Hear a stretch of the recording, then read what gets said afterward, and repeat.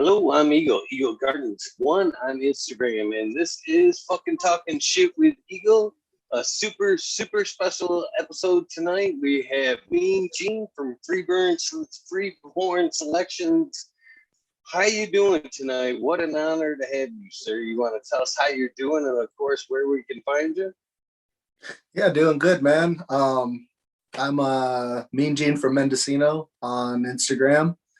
And there's another page, Freeborn Selections, too, but I don't check that one as much. So the other one's the good one, and it's on private, but I accept everybody. But it takes a while because it takes so long to push the button on everybody, you know. But I let everybody in and kick some people out, and if you're waiting on getting let in, it's just because there's just it's just they make it a pain in the ass. Yeah, some and it stops, and then they for some reason they give me I add the same people like 3 times, and anyway, but yeah, that's what I'm on there.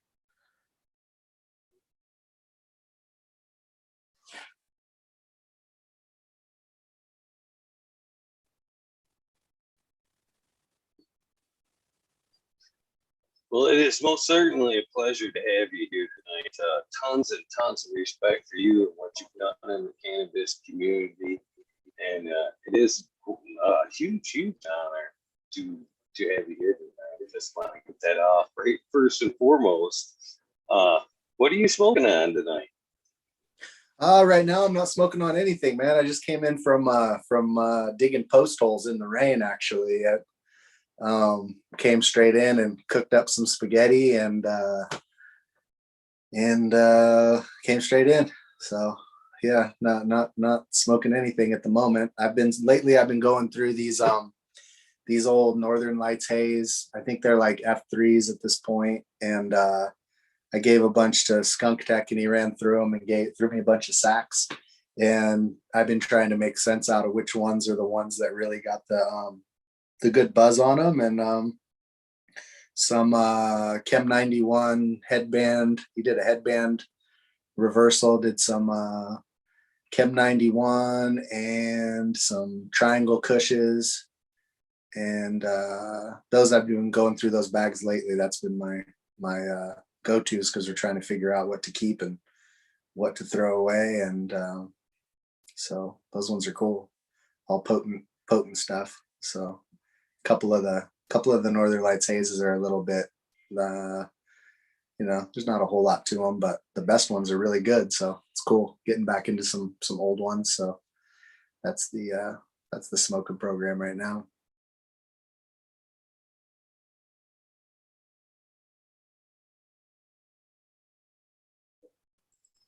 Sounds fire. That's a true farmer right there. Post holes in the rain, man. That is a true farmer.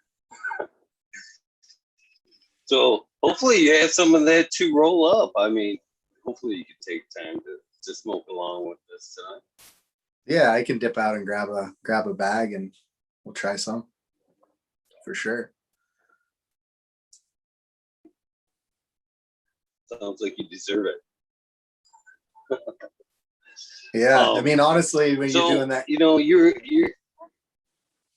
No, go ahead, man. It's there. I think we got about 3 or 4 seconds. I think we got about 3 or 4 seconds of latency on it. So it'll be tricky. It's like talking on a fucking CB or something, but we'll be all right.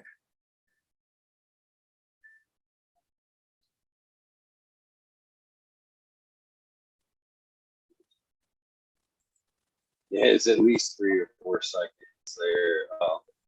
So you're a wealth of knowledge, and it seems like you're a cannabis man through and through.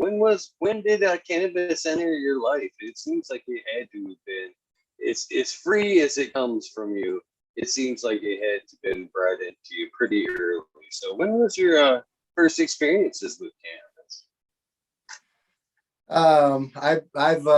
I've been around cannabis since I was a baby, and I've been growing in the bushes, sleeping in tents, growing gorillas and shit since I was like 14, 15. And you know, back then stuff was more rough. You hit like the summertime and everything be super dry. You know, I've scraped fucking pipes for resin and down tubes and shit to get some shitty resin smoke, and smoked fucking uh you know, shake that's been already keefed 5 times, and tried to hotbox the Chevy with my buddy, and fucking done all the bullshit you go through as somebody who's hard up too, you know. So it was like you get harvest time was good back in the 90s, and then it would turn it would turn dry. So, you know, at this point, like that's like, you know, sharing weed, giving weed away is like the coolest thing to me, because I can remember at the times when it was like you're like looking for something, like, you know, everybody now bitches about, oh, this strain or that strain, or this one's done like this or that one's done like that. But I remember back in the days when you're like, fuck, this is definitely weed right here. Like we're lucky we got something going on to smoke. So yeah, I mean, my experience goes back like that, back to being real young. You know, I've been smoking since I was like, first time I smoked weed, I was probably like 8 years old, and like fake hit it and didn't really get high. And then first time I got like straight up overwhelmed panic high, I was like 10. And then almost got caught by my mom coming home early, super high, like laid in bed and acted like I was sick and shit, you know. And then like that kind of scared me for a little bit. It was like, oh, I don't want to get caught smoking. And, you know, it's this vague, it's like a vague anxiety. Like, I don't know what would have really happened. My mom wouldn't have done anything to me, but I was still scared about that. And then started smoking again, you know, here and there shortly after. And then probably been smoking every day all the way from when I was like 14 years old, like every day, all day, like waking up and going to sleep with weed, until I had a kid, and then slowed down and didn't smoke as much. And you know, now I smoke, like I don't even smoke necessarily every day, but I try to smoke every day to keep my tolerance normal. But I don't smoke as much, and I kind of like it, you know, because now when I smoke, I get fucked up. I get really fucking high. And then if the weed's not that good, I don't get that high. But if it's good, it grabs me, and then I really know. So you know, I kind of like that. But I'm always trying to smoke more and more to get my tolerance back leveled out. But it's just a matter of, there's certain shit you got to do. Like, I don't know if people, you know, like for me, like having a kid, I'm always like, damn, is he gonna fucking fall off the ladder or some shit? Or like I get high, I get paranoid, you know. So I'm always trying to kind of be on my toes and be like operating at full capacity. So you know, like I'm not as heavy as a smoker as I used to be, but I still like to smoke some good bud, you know. Still smoke regularly, but not from sun up to sundown anymore. So you think that paranoia is something that you grow into? That's something I hear more and more of as I grow older. You know, I've got friends that like, man, I can't smoke as much as I used to. It just seems to give me anxiety. You think that's something like an allergic reaction or something people grow into? Or I don't know if it's like that, if it's like physical like that, but I think like if you have more responsibility, I know like right now, I don't really feel like eating a handful of shrooms and just frying balls, because I'm like, fuck, what if the shit hits the fan? Like I'm the one who's in charge now. When I was like 16 and shit, if something happened, it was like, oh, fuck it, whatever, you know, everybody take care of this shit. I'm a kid, like whatever. And now I feel like I got to be on my toes, you know. And then if I get like really high, I don't really think I don't think it's drug related. I think I'm like more paranoid in general. I'm like, fuck, is something going on? And plus I got a little bit of a minor like low grade PTSD, I think, just from like bad shit happening in my life, where like if somebody like answers the phone around me really surprised, I'm like, oh shit, like something bad, what happened, because you have those experiences. And I think the older you get, the more experiences you collect like that. And then it makes it so you're a little more conscious of shit. When you smoke weed, it's really eye-opening. A good high is like something that really makes you like see what's going on and know what's going on. And so like you can like see all the mathematics around you of like, well, shit, what if this happens, or what if that happens? And then if that happens, how do I want to be at the time? And so you're like, I think you just have more things to weigh in on when you're older. Like the older you get, the more you're like, damn, I'm the one who's going to have to like help people out if the shit hits the fan, or I'm the one who's going to have to protect us, or whatever it is. Where when you're young, you're just like, oh, fuck it, who cares? You're more careless and carefree and everything. But I don't know, man. I mean, it could be something having to do with age. I know that's common, but I feel like a lot of it just has to do with like kind of like your station in life, and who you're supposed to be, and your expectations of yourself and shit. Like for me, I'm just like, like when when something really goes down, I'm like, okay, I want to be sharp.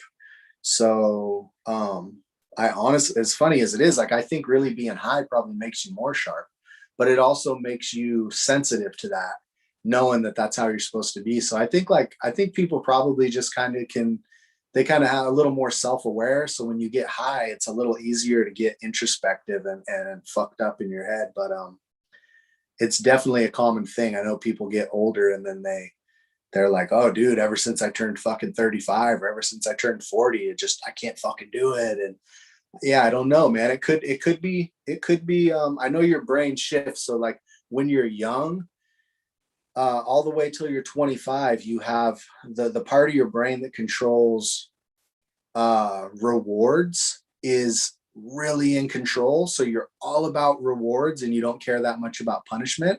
And when you're older, you're more concerned about what the punishment is and less concerned about the rewards. So like I think it's natural to get to a certain point and be like, oh, okay, well, here's the bad shit that could happen. And you're a little more focused on that. And we've evolved that way because it's practical as a species for like the younger members of the species to be like innovating and trying new shit and fearless and just like, jump off the cliff and see what happens. Whereas when you're old, you're like, it's more practical for the survival of the species for older, members of our species to be like, okay, like we got to weigh this out. We got to figure out what's really going on here. And if you have both, then you get a lot of progress and you're able to preserve it. If you only have everybody trying to do innovation, then it's just a fucked up free for all and people are doing crazy shit and that's it. And if you have only older people who are all about, like keeping everything in the status quo and trying to make sure everything's preserved and perfect and shit, then you wouldn't have any innovation and then you get fucked too. So it could play into that too, as far as just our brain chemistry. But yeah, I don't know, man. I know for sure, like, I kind of like the fact that I can get so fucking high now if I don't smoke that much. And then I can smoke, like I smoked some TK cross Cuban Black Haze. And I was here hanging out and like a fucking bumblebee flew into my house and was up buzzing in the light. I was like looking at it like, damn, this poor fucking bumblebee. And if I was sober, I'd be like, fucking bee, like, maybe get the fly swatter or maybe try to like get it out of the house or something. But I was like, fuck, how do I rescue this thing safely, And fucking Not So Dog came in. He was on the back porch and he's like, damn, you're in here buzzed up, huh? You're high, man. And I was like, yeah, dude, I got like this weird sympathy high going right now. I'm trying to save this bumblebee, And he's like, oh, bro. And he just grabbed a cup and put it in the cup and we slid something on it and we put it out. And I'm like, oh, shit, thanks, dude. I'm fucking high, just like staring at the bee, trying to figure out what's going on. And like, for all between the point when I was probably 14 or 15 and the point when I was like 30, I never got high like that. I couldn't. You could give me all the hash, all the dabs, edibles. Maybe edibles could get me if I ate enough, but you give me like anything and I wouldn't get high like that. And now because of easing off the weed, I can smoke some weird shit like that, like a haze crossed with an OG, and get this high where I'm just like, oh shit, okay, I feel like high as a youngster again. So I don't know, like maybe it's all the same all the way across, and it's just all about like what you got working in the background of your brain as far as your lifestyle. But I think that'd probably be probably a mix of the two. I don't know, man.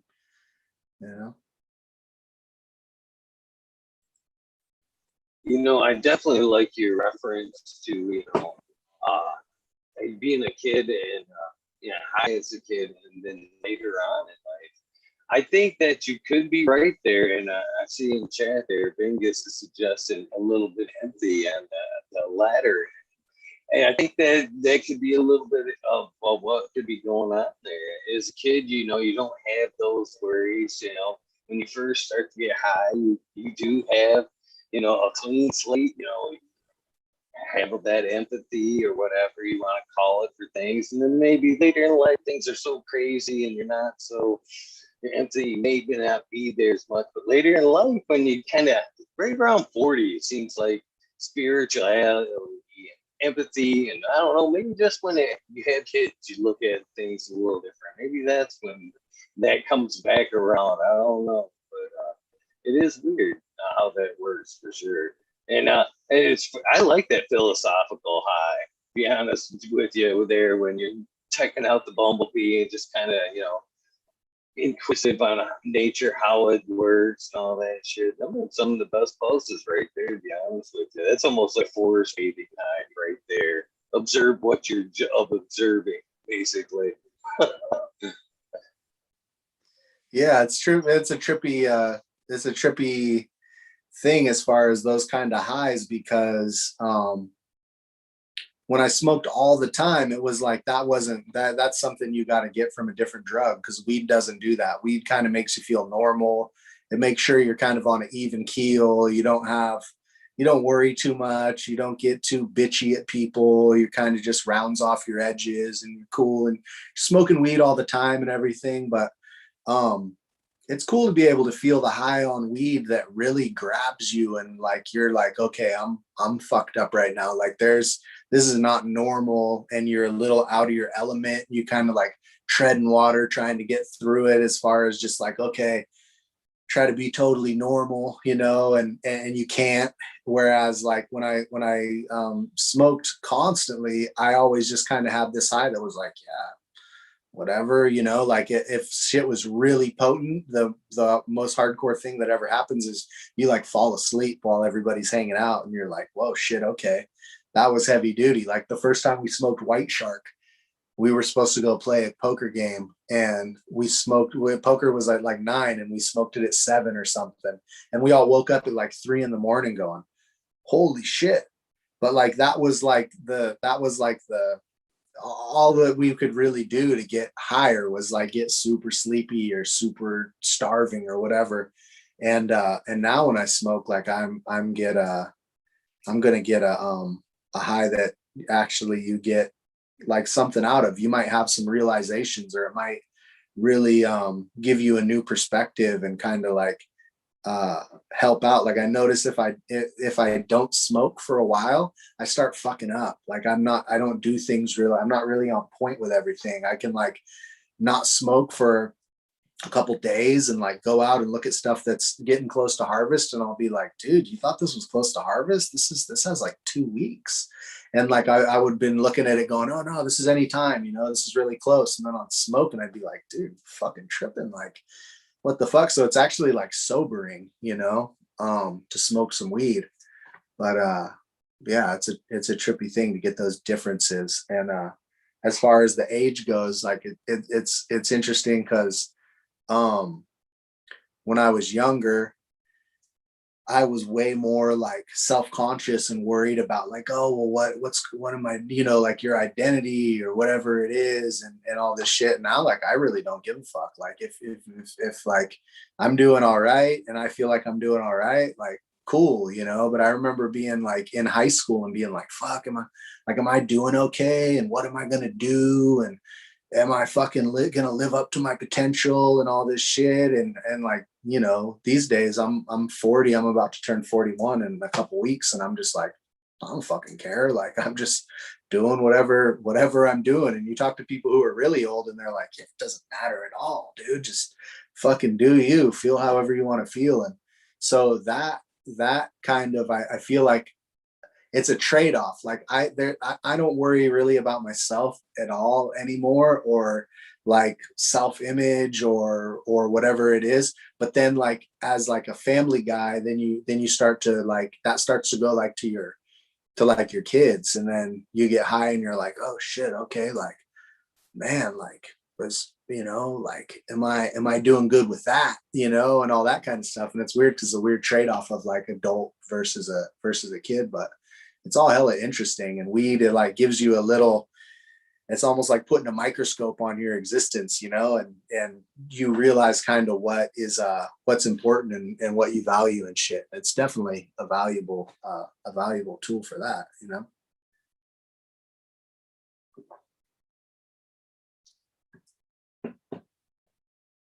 So when did your amazing journey with growing cannabis begin? It's pretty early as well, isn't it? Yeah, I mean, like the first time like when I was a kid, like I've been like taking cuttings and plugging them in trays and trimming weed and shit since I was like 9 years old. And I've really been trimming weed probably since I was like 7 or 8 or something. And so like, I really been around it. But the first time I tried to grow, I had like this Thai brickweed. And I would assume really that it was just some bullshit called Thai, even though it was really like some shitty Mexican or Colombian brickweed, except that I've smoked some a decent amount of like Mexican weed and Colombian weed. That's brickweed, like high grade brickweed, which is funny to say, but like that's actually like big fluffy buds. And then like brickweed that's like straight flat shitty shit. And this was flat shitty brown shit. But when I smoked it, I got so fucking high and it was so giggly that you would make you like roll on the floor laughing. And so it makes me think that it probably was like something like that. Like it was some real Thai weed. But I pulled seeds out of that when I was like 13, and I took them and I tried to grow them, and I like was like sneaking them, and I'm going to grow them over here where like in the safe little gully. And it was dark as shit. There's no way you were growing there. And that was like my first attempt at really having like my own thing. I grew a plant when I was like 10 years old. That was a clone, and like grew it like in the family garden and took care of it and shit, and totally like half-assed it, but like mixed the dirt and fed it and watered it and did most of the process and everything, and then like trimmed it myself and all that. But then it wasn't for like a few more years that I tried to plant some seeds like out, sneaking them on my own, and I got zero from that. And there was never a chance I was going to get shit. And then probably when I think I was like 14, me and my buddy, we were like, oh, we could put some stuff over here. And we like tried it and got his house flown hella hard. And we wound up like cutting them down and pulling out the hose and shit, and like going, oh fuck, we're gonna get your mom busted. Like, let's not do this. And then the following season, I actually grew like with a couple of my buddies. We like put stuff in the bushes and ran water to it and put it up on this hill and like actually pulled that off. And I was probably like 14, I guess. And then trying to think if that was, I guess it was the following season. So like that would have been, I think, 95. I grew and actually like grew seeds from my buddy, and wound up, it was either 94 or 95, but wound up actually like pulling off a crop with my buddies, and we got some dank weed. And it was like up off the edge of his property and shit. And like, the weed we wound up getting was really good, and we thought we were gonna grow all this bud, and we wound up not getting that much, but we all got like a big bag of weed. A lot of smoke and stuff, and we were stoked on it. And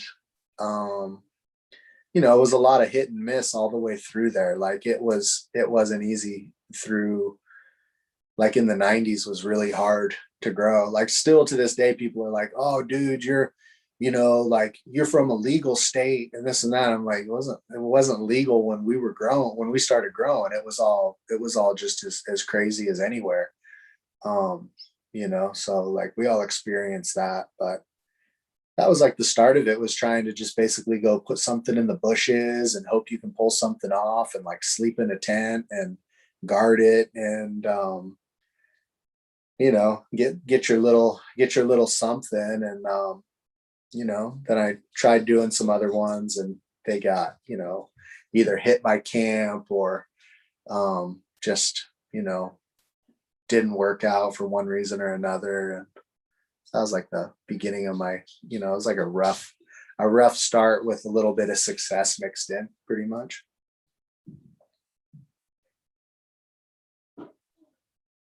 Sounds like pretty much all outdoors in the beginning then. Yeah, I think so. So what was the like that first flavor profile that actually kind of set you off to where you were like, wow, this is actually good fucking weed right here.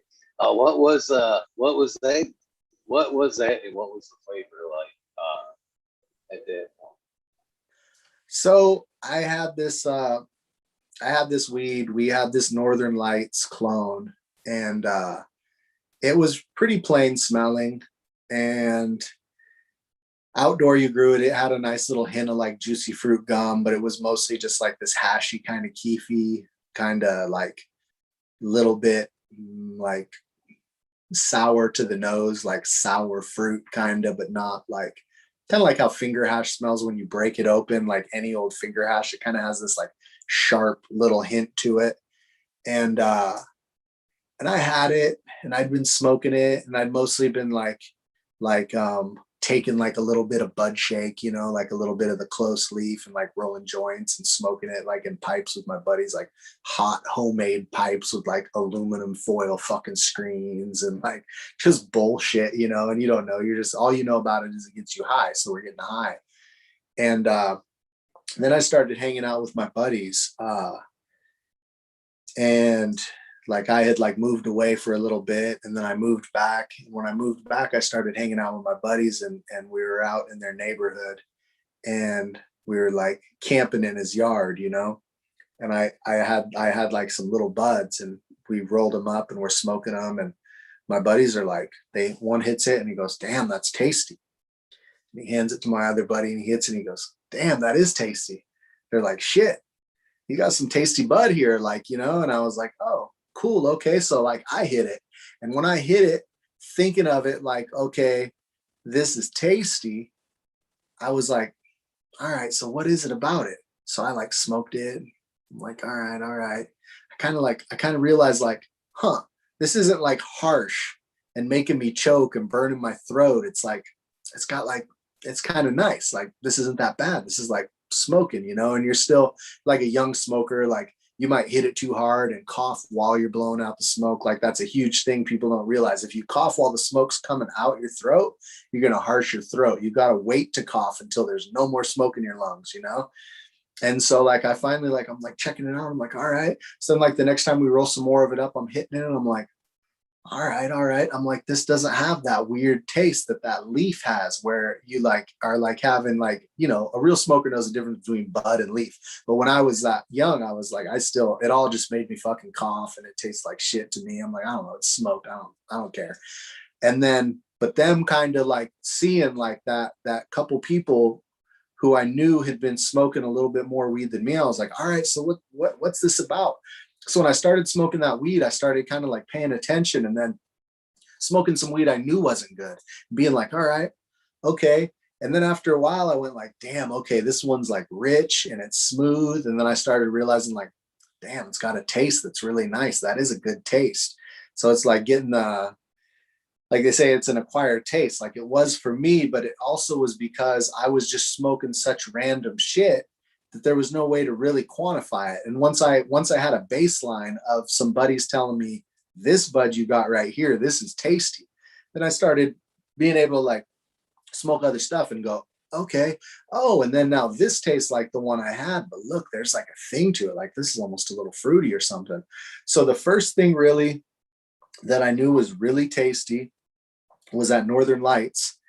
And then I wound up getting from one of my same buddies that was in that same joint circle, this stuff that he called Dirt Big Bud. And I grew that.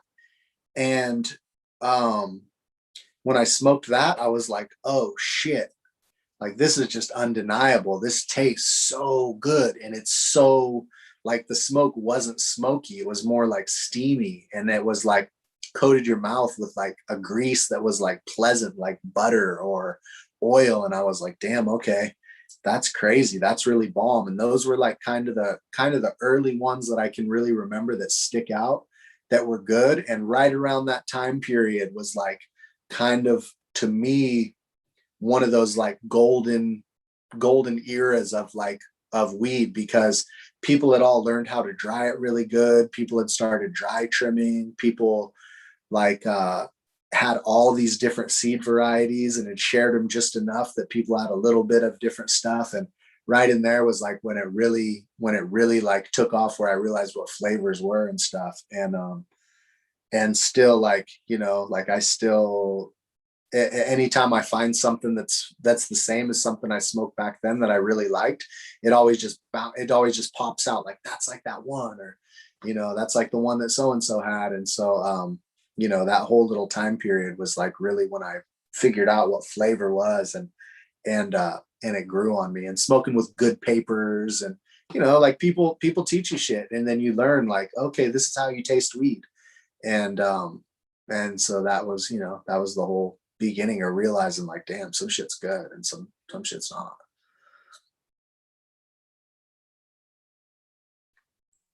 So what led you to breeding in general? Was it flavor, or was it, you know, the strength of the weed?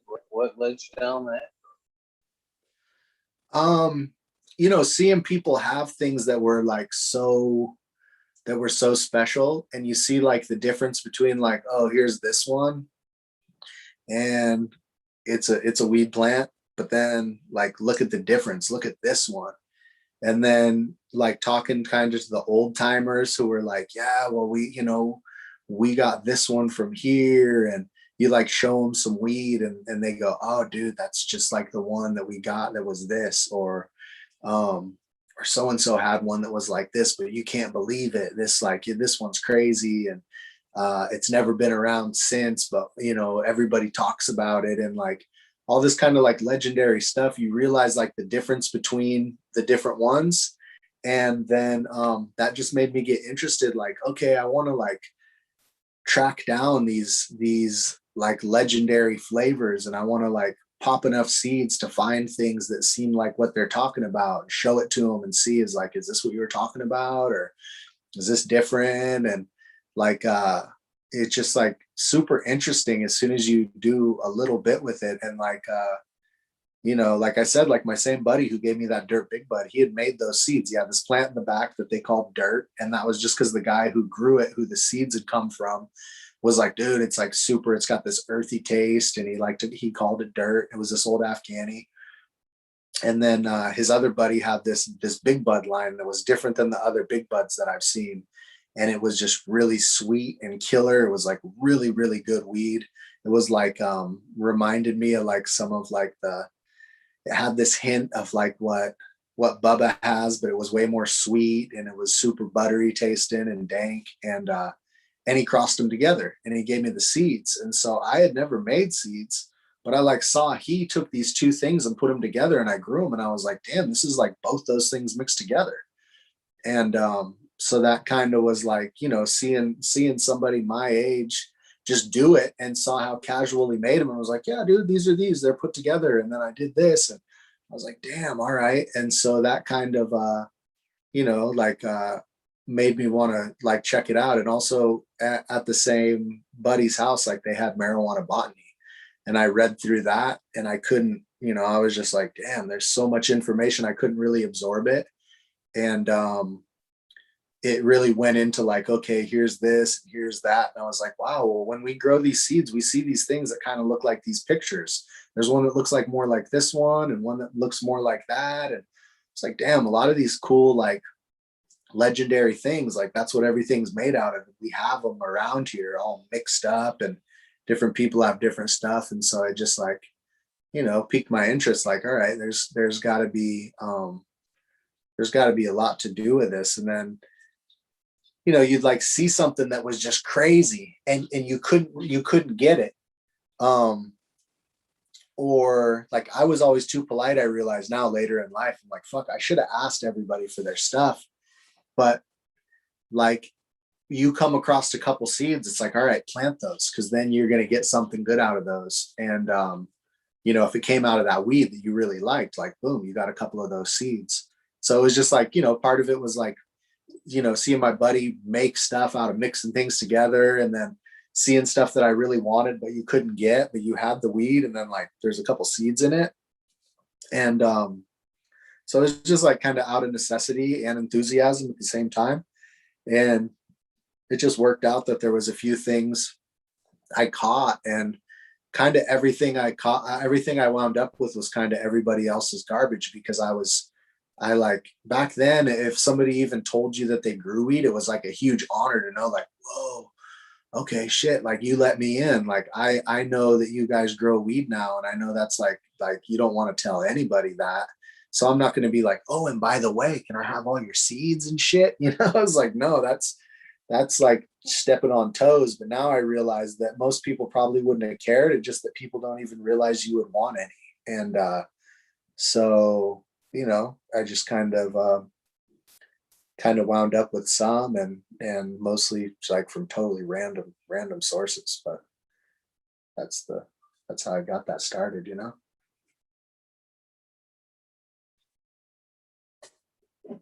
I can't help but ask. You do seem like a very nice, respectable dude. Where does Mean Gene come into play? It came in kind of randomly. My same buddy that gave me those first seeds, he like jokingly at some point called me Gene. I think it was inspired by the fact we had been like discussing like the transfer of genes out of marijuana botany. I'm pretty sure that it was just like a word that was stuck in our head, kinda, but like I'm not really sure really where it came from. But then like it got used a little bit, and then it just naturally, if it's Gene, you're going to attach Mean Gene to it. And then it didn't really stick that much. But like, if you like get me, especially when I was younger, like late night, and I'm like either drinking or I'm like on shrooms or something, and there's like a group of us and stuff's going on, like I'm like really not really anymore that much, but like I would be kind of like snappy, not terrible, but like quick to say some shit to people if they were like fucking around. So then I had a couple buddies who they were just like, no, dude, that shit's sticking, like, because you're fucking mean, and I was like, I don't know, but no, in general, dude, I'm like super easygoing. But like I think if you're chill and you're nice to people, if people mistreat you, you might have more of a tendency for that to kind of strike a nerve than if you're just an asshole all the time. Like if you're an asshole all the time, you're like, oh, I'm an asshole, everybody's an asshole, whatever. But when you're like nice to people, and then they're kind of out of line and in your face or whatever, like you're like, what the fuck? Then it makes you snap, and so I used to be a little bit more unruly like that. But like I said, not bad, just like kind of a character when we would be really high, and have like people come and try to shut down our music, or like people come to my house to like look at some weed, and like like fuck with my jars too much and like just pull out my weed and try to roll it up and shit. And I just like fucking, like a little bit snappy. And that, I think that just made it kind of stick on that level. But for the most part, I think probably 90% of it, at least 75% of that, is just the fact that for some reason I wound up with Gene. And then if your name's Gene, you're gonna meet Mean Gene. Like search Mean Gene on like Instagram or Facebook or whatever, and it's gonna be like, oh, 13 million results or some shit. Not really, but like a lot. There's a lot. Everybody who's Gene is Mean Gene, I think. And I think that comes from the WWF shit, because it's like a whole era of people grew up with that as like the only Gene. I can't really think of many other Genes that were out there, so I think it just kind of stuck because the shit rhymes and whatever. But it definitely stuck a little bit from being kind of kooky usually like in the late night at festivals or something.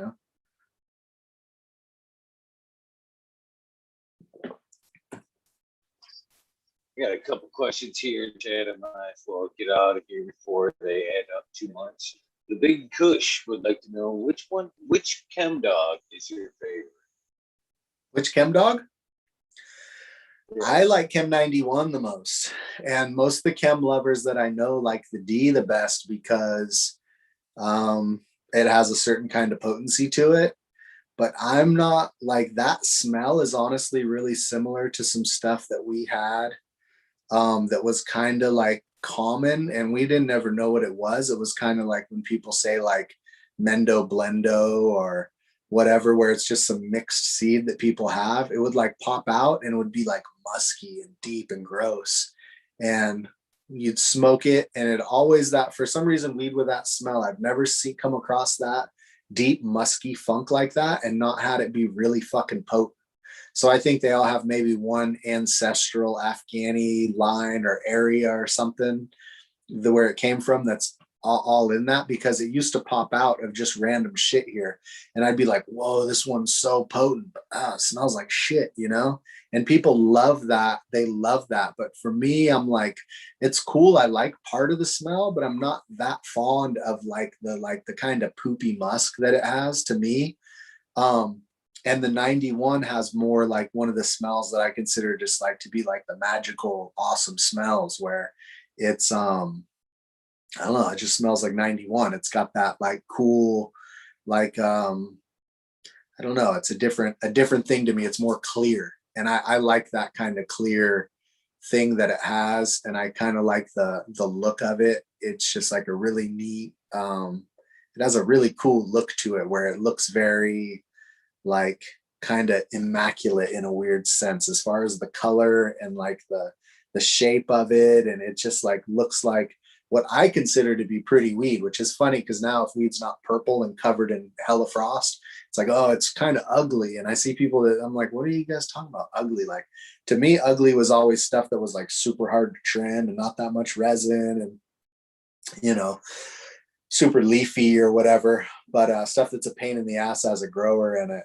producer and stuff. But I like the 91 and I love how it has those cool round nugs. It reminds me of some stuff that my buddy had that was from this lady named Madeline. And so he just called it the Madelines. And it's just that those round buds were right at the top of the bud. There's like a star because of the way the bracts stack up, and so that at each tip, and it kind of all weed has it, but some it's more pronounced and visible. But that one I really like that. Like to me, that's really crazy. Whereas the Chem D, like I understand why people like it, but it just doesn't resonate with me as much. And then some people like the 4 the best. I don't know if I've ever seen like real verified 4, but I know kind of the type. And to me, that just doesn't, that's not in the runnings with those. Like I would put that like in, behind the other 2. But I like the 91.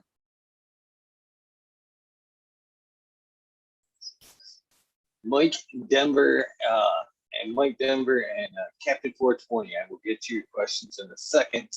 But seeing how the medical question has more weight, I have to ask that one first. So Matthew from SoCal would like to know, do you have any strains that work with nerve damage, pain, and epilepsy? Is the question. It seems, I don't know, like the epilepsy one is trippy. I had one that I put out with aficionado that I call OG Cuddler or Red Hindu Kush. It's Pure Kush, Big Red, and Hindu Kush and Big Red. So it's like it's real heavy on the Afghani. And for whatever reason, I had a guy up in Trinity County who found me at a show, and he was like, dude, he goes, I've had seizures for my whole life. And once I got that weed, he goes, as long as I've been smoking that weed, I haven't had any seizures.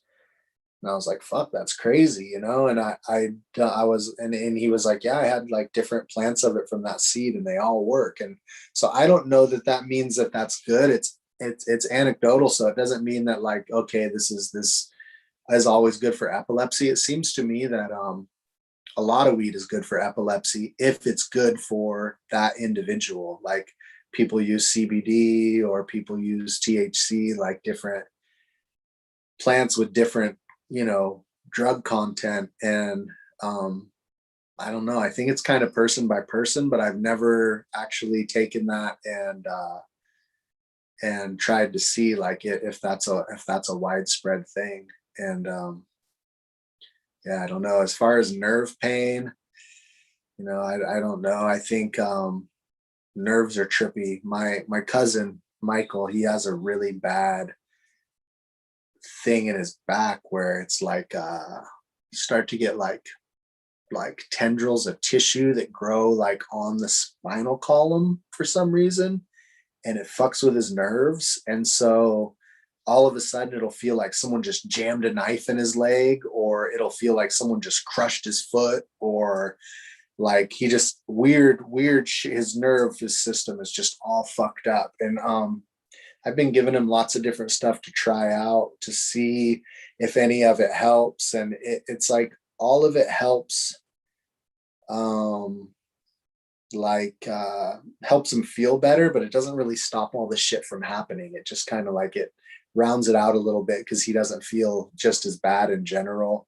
But I don't think it's like really directly doing anything to the nerves. And he's been, I don't know, he's tried like I think 4 or 5 different kinds of weed so far, and he's trying new ones this year, and we're trying to find something that'll help. But nerve stuff is really trippy. I had a thing where I had kind of had like overuse injuries from like doing regular like yard work way too much, and then building hoop houses and pounding the posts in, and pulling tarp and just doing all the basic stuff that shouldn't have really messed with me, but it started to squeeze on my nerves. And the only thing that I could help that with, because I couldn't sleep, I was only getting like an hour of sleep or something, maybe 3 hours of sleep at night, and I had to sleep on the floor. But the only thing that really helped with that was just something that made me really fucking sleepy so I could sleep. But nothing really seemed to, like, nerve pain is a motherfucker, because it's just so like, it's directly the thing that is giving you the pain. Whereas some things you can treat, you know, but that's the only thing that really I could find that would really help with that was ice and just fucking ice packs, you know? So yeah, I don't know about with nerve pain. I think it all depends. And I would try everything, but what it got down to me was I was smoking like 3-year-old cherry limeade because it's super sleepy, and I would just smoke the fuck out of that. I'd wait until I got tired already, then I would smoke that really hard, and then I would just like basically go lay down and hope that I could get more than, you know, a couple hours of sleep, and it would help with that. But yeah, nerve stuff, it sucks, man.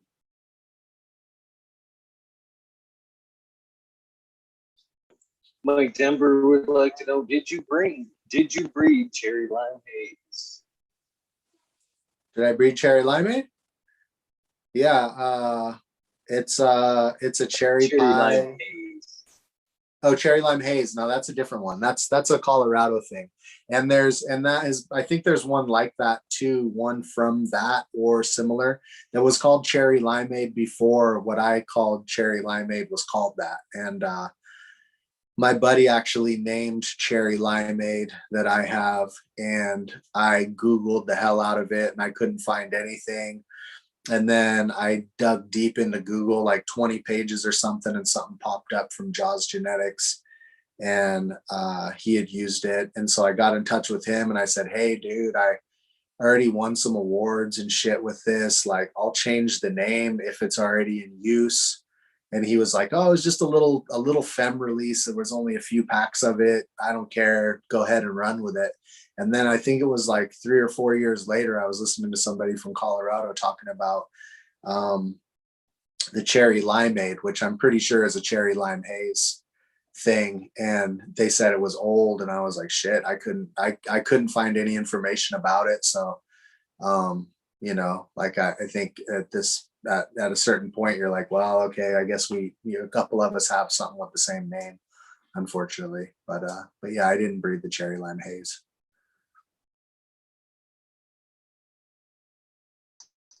Could you tell me how the legendary strain of Black Lime Reserve came to be? So Black Lime Reserve was a cross of my Lime 1 clone. That's the mother. And the father is Chem Dog Special Reserve from Leo Stone at Aficionado. And what happened was I met him, and at the time his girlfriend, Elena, and they had won an Emerald Cup with Chem Dog Special Reserve, which is like a Star Dog, Chem 4 Star Dog, or something similar to Chem 4, a clone that was like maybe a one-off. I'm not sure. And they gave me a jar of the weed, and I looked at the weed and I was like, wow, this actually has a really similar look to Lime 1. At that point, it was a little bit old. Both the samples I had of the lime and that were a little bit older, but I was like, wow, they'd probably mix together pretty good. And the Chem Dog Special Reserve had a really killer high, it was really strong. It was like a good representation of a chem because of that. It started with a Star Dog and this other thing that was either Chem 4 or real close to Chem 4. And so when I saw it, I was like, yeah, this would be these would probably make a cool cross. And so I got some pollen from Leo and I put that on the Lime 1 clone. And then I put it on a few other things. Put it on a cherry limeade, and that was what he used to make cherry noir and white cherry truffle and a bunch of the newer releases that they have. That all comes from that stuff. And the Lime 1 is Hollywood Pure Kush crossed with black lime. And the black lime was an old thing. And I've gone over this on different things, but it's basically like it's real Northern Lights heavy. It has on one side a Northern Lights Afghani Burmese, and on the other side it has a Northern Lights Afghani Oaxacan. And so those the one with the Oaxacan, that was actually the Afghani Oaxacan, which the guy called Oil Can and Stoil. That was put onto the Northern Lights, and then he took a male of that cross and he put it back on the Northern Lights, and he put it back on the Northern Lights, and that was our Northern Lights clone. And then he put it back on the Northern Lights, I don't know how many times, but then we wound up with some seeds out of his weed. And my buddy bred it a couple times. I got it back from him. I bred it. And and I crossed it with that other thing, which had the Burmese in it. And so I put those together, and then I took a male out of that and I put that on the Hollywood Pure Kush, and that's what Lime One is. So the Black Lime Reserve, that's where it came from, was from that Lime One clone that I had kept and had for a couple of years at the time, and was like my favorite weed. And then the male of that Chem Dog Special Reserve, which was bred by Shiloh Massive and Leo Stone, and right in there around 2012 or something. And that's pretty much the whole story of what that was. It was just an F1 made with a little collaboration, and it came out cool. Ted Westport, that's a good question. When you started making seeds, was it to make seeds, or were you searching for a specific trait? When I first started making seeds, I started making seeds just to keep something. So originally it was just a matter of wanting to make more seeds of the things that I had. And then if I didn't have like the male of what I had, or I had already killed the males, then I would use the male that I did have that I thought was the best match. And then I started doing, making hybrids like that. And so sometimes it was like, okay, I really want to make these hybrids. And sometimes it was like, all right, I only kept one male and I have these really nice plants, so I'm going to put the pollen on all these different things. And so that's how it wound up. And still to this day, it's still the same thing. Sometimes I have something and I'm like, all right, this is too, I can't keep all the males. So I kill the males of certain things. And then I go, okay, here's the best male that I could have for this. And other times I'm like, okay, I have this clone or I have this seed line and I really want to cross it with this other thing. And I do it like really with intention. But the first seeds I ever made were made to have more seeds of the same thing pure.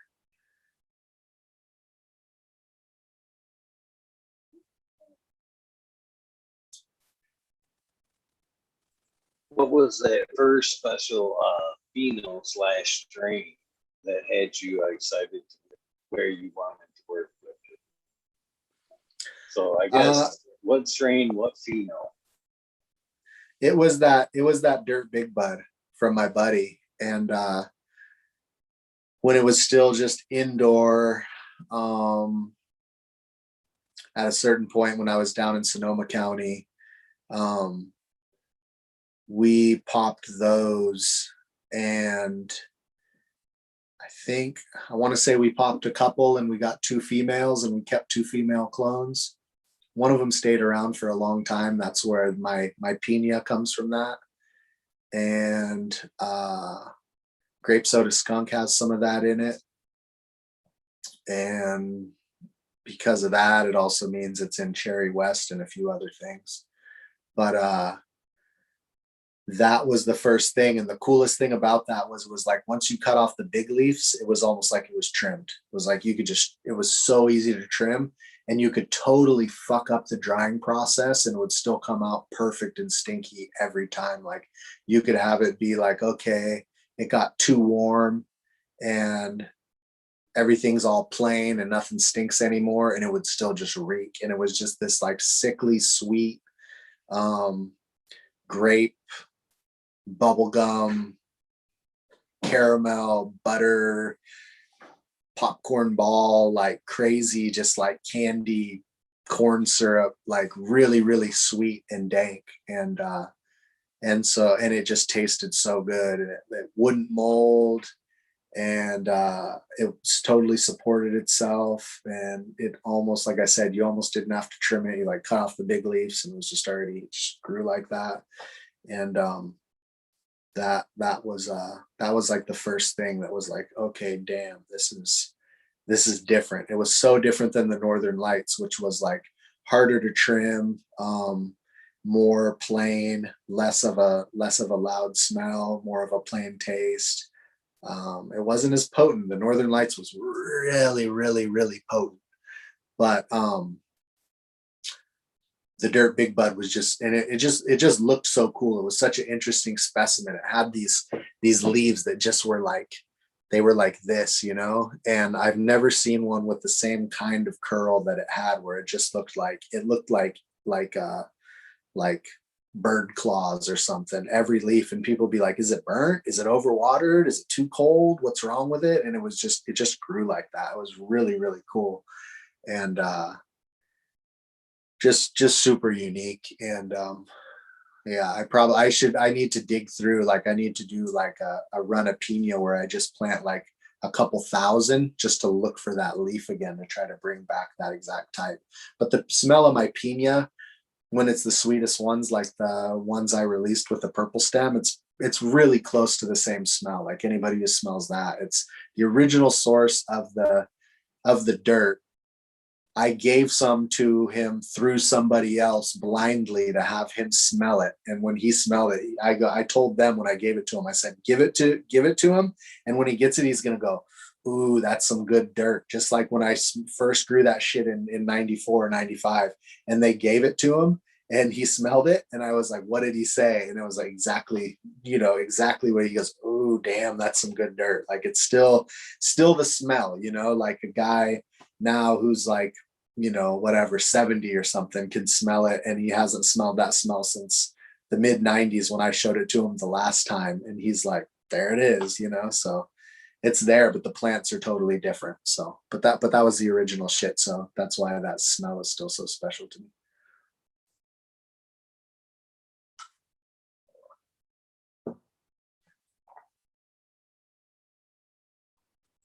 MV Natural Farming wants to know the story behind Lime Vine and where's the grapefruit herb. The grapefruit perp is an interesting one because I had it and I knew it was pretty good. I gave it to some friends and I had a lot of the seeds, and it was one of those ones I kind of put on the back burner because it was such a wild poly hybrid. I thought it would be like a lot more inconsistent. I'm like, I've seen a few, I know what it's like. It's going to be killer. And then it wound up being way danker than I thought. And it was just one of those weird ones where it got right to that point where like you got to pop the seeds. So I popped the seeds and I had however many of them I had left. I had 40 or 60 of them or something. And they just like, it just got to that point where I was like, up, they just won't pop. So the grapefruit perp's an interesting one because it was one that I had and it was really good. And unfortunately, it's one that I just lost. And I do still have some of the seeds, and I've had them in the fridge since then. So like, it could potentially, it's one of these weird ones that I have in the fridge that could make a return if I get like somebody with good tissue culture skills. But it's only in stuff now. And the lime vine was a plant that I had. The 1 year that I had a problem with root aphids, and I had 300-gallon pots, and it was a big plant in a 300-gallon pot. And it was the only one of those that didn't really mind having the root aphids. It just still grew fucking amazing. And I bred it, and I didn't know if it was going to be good or not. And then when it dried, it was just these meatballs like this big, just like boom, boom, boom, boom, boom, boom, all the way up. And it wound up just being this big, heavy, beautiful plant, like not a gram of mold on it, real PM resistant. And it was just like the very good citrus side of the lime stuff, but very like I had it in the big cage, the big fencing cage, and I had to like some stuff. It's like, oh, you get one branch that wants to lean or one branch that wants to lean. You tie up one here, you tie up one here. They grew a little too far out of the cage. You know, you straighten it out or whatever. This one was like, just like, it was like Medusa shook her head around or something. There was just buds everywhere, just all every which way. And I was like, oh, you viney bitch, Jesus, what am I gonna do? And I had to go out there, and it just took forever to just get everything straightened back out after like a light rain on the, you know, it was all perfect. And then I got a light rain, and most plants were fine, and that one was just so viney, it just flopped everywhere. And so it turned out that the seeds that came out of it were really killer, and they're one of the only things like you can grow on the coast here. Like my buddy's dad grows it in Westport, which is like literally right on the ocean. I think he's like, I don't know, like 100 yards from the cliff or something on the ocean, and he can successfully grow that shit up here on the Mendocino coast. So it's like an extra hardy one.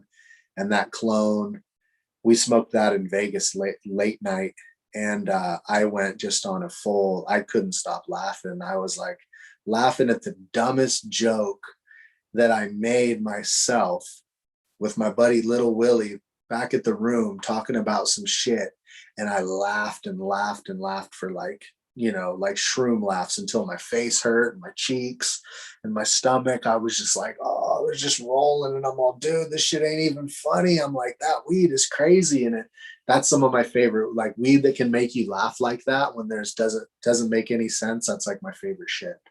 And it tastes really fucking good. So some great stuff that came out of that lime vine. But that's basically the reason why I got called lime vine, was because some of the ones that come out of it are like the mom, and they're just like, they get really nice big chunky buds that are really heavy and dense, and the stems are hella small, and it's just like this crazy viney shit where you're just like, oh, okay, crazy plant. So I've got vine stuck on the name. What are some of the traits that we should be looking for someone that laughy bud? Man, I know myself, I remember the pines being the laughy kind of term. That's what I associate with that kind of laughy bud. Is there a certain term that you associate with the laughy weed like that? Um, yeah, I mean, that one definitely has a lot of pinene in it. Like lime has a lot of pinene, and it doesn't smell that piney, but the plant itself smells really piney. So like I could say that might be like a common thread there. But I mean, overall, like I really don't know. It's just every once in a while I smoke a plant, and like, you know, you get the giggles, and it's like, you know, everybody gets the giggles.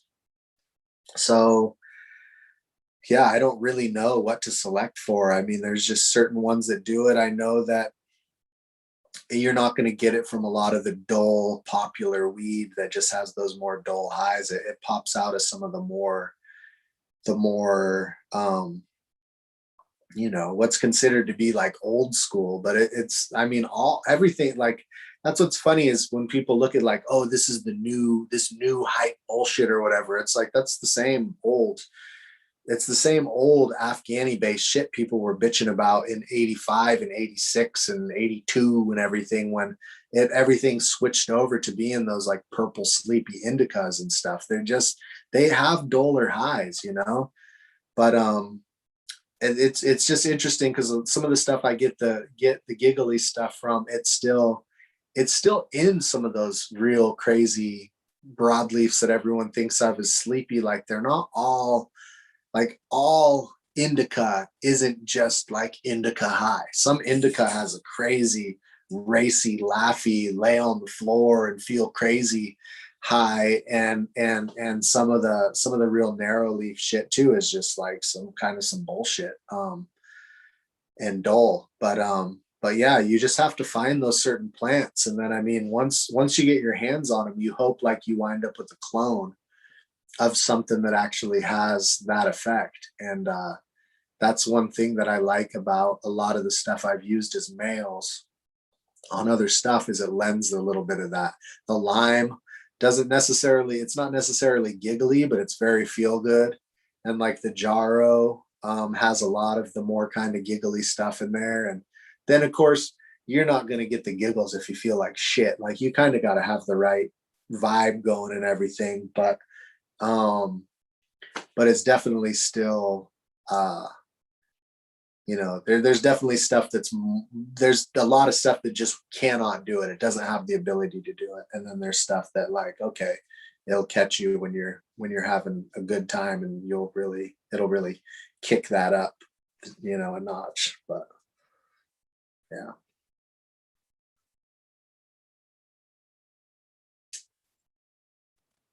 You seem to like to limit your strains or seeds when they're released. Why do you do that? Is it one of them things that we're lucky to get some of those seeds, some of them babies, or is it to kind of help keep the strain coveted? I mean, there's a lot of ways to look at that, and I'm always back and forth about like how to handle that. In general, though, like I like to do a lot of different stuff. And what that means a lot of times is I don't actually have a big supply of anything. And you have to have a lot to put away if you're not going to grow them right away, because over time you lose a certain percentage of viability. So like if I only keep a few hundred seeds of something, then I know I'm going to have to probably plant that and breed more of it within a certain timeline. And so like there's only so much you can actually put out if you don't have the exact parent still, and you can't like just recreate it, or you don't have a whole ton of it made in the first place. And a lot of stuff I don't make that much initially, and then by the time some of them get grown out and we realize it's really good and I could let some of them out, there's just not that many of those particular seeds, with still having some held back. Like something like the lime vine, I probably only have maybe, I don't know, maybe like 300 or 400 of those seeds myself. So like if I don't breed those in the next 5 years again, I run the risk of that just being like, okay, well, those are no good anymore. They could last 20 years, but it all depends on really how viable they are. And you don't know how viable everything pretty good starts off at 100%. And then some things after 5 years, you lose tons of viability. And some things after 10, you lose a lot. And some things are good for 20. And you can't really just judge that by looking at the seeds and going, okay, like everything is different. So, if I only had a certain amount of them and I don't have those to recreate, then I have to hold on to a certain amount of them. And then there's other ones that either I think are not real, that I have a lot of, that I think like, okay, these aren't really ready to go out there because it would be too easy to turn it into garbage. Like if I'm going to put out a lot of seeds of something, I want it to be worked enough that if a bunch of people make a bunch of things with them, or they make a bunch more pure seed, it's going to be pretty fail proof. Like there's not a lot of things that can just pop out and be in the wrong direction. So there's you wind up with only this one kind of window of being like what really makes sense to put a lot of seeds out of. But for the most part, it's just because I don't actually like some people take like a room or a hoop or whatever, and they do it all one thing, and then they have this big bunch of seeds. But for me, I always look at that space and I go, in that same space, I could have kept a lot of different things. And so like, or not so much like totally different, but like there could have been a lot of individuals from, like it's lime, like okay, I could do this one lime clone and make all these seeds out of this one lime clone. Or I could grow a bunch of limes from seed and put those in there and hit all those with that one male or those 2 or 3 males mixed together or whatever, and then have a bunch of different things. But then when you go to release it, I mean, some people would just mix all the seeds together and go, oh, it's such and such. And I know people have done that over time, but me, like, I want to know each parent. So it's this plant crossed with this plant. And if I only seeded a plant, you know, like in a 7-gallon or a 5-gallon pot, and there's all these different things, and it's like you wind up, okay, you have this one bag of these seeds. And so in most cases, the reason is I just don't have that many of the seeds to actually put out. And then I don't clone every male, I don't clone every female. So some things when I make it, it's like, if you got that, that's that version of it. And that is just all there is, you know? So for the most part, it's not because I'm like, oh, well, this is just too good, or this is, you know, not good enough. Like, if it's not good enough, I wouldn't put out any of them. And then if it's too good, I'm like, well, put some out, because then that'll give it a good name, you know? But then there's other things like, they're just not, they're like, you can grow them, but if you put that out and everybody grows them, it'll get a bad name, because it's just not that easy to grow, you know? So, you know, just comes down to what I have for the most part.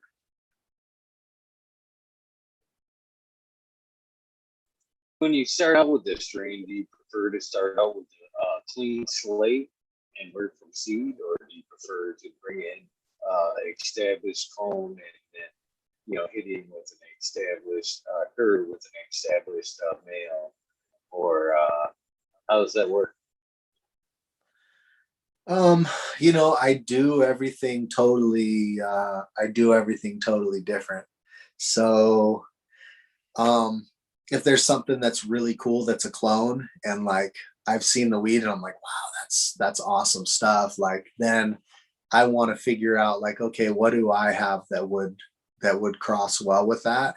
Either that would make it really different and keep something cool about it, or that would try to make it be make it so that you get a lot of what that is in a seed version. But typically I try to make something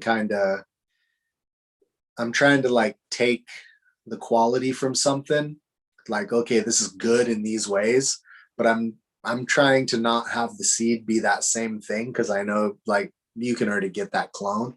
So I'm usually trying to get like the middle ground between them, between what male I go with. But like, I really like to ideally start with stuff that I've already been working on, and then try to like go forward with that. So I do it all, but like my favorite thing is to pop seeds and get the females out of that, and then breed them with either something else I have, or, but I if I can, I like to have the moms be from my stock too. That's the most rewarding, but it doesn't stop me from just taking in that same project going, well, and I have all these other females that are killer from clone, and just put them in there, you know? So I do it all, but my favorite is to have it all be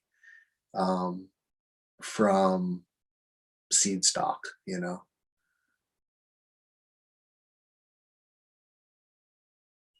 How intricately wound or stacked are traits?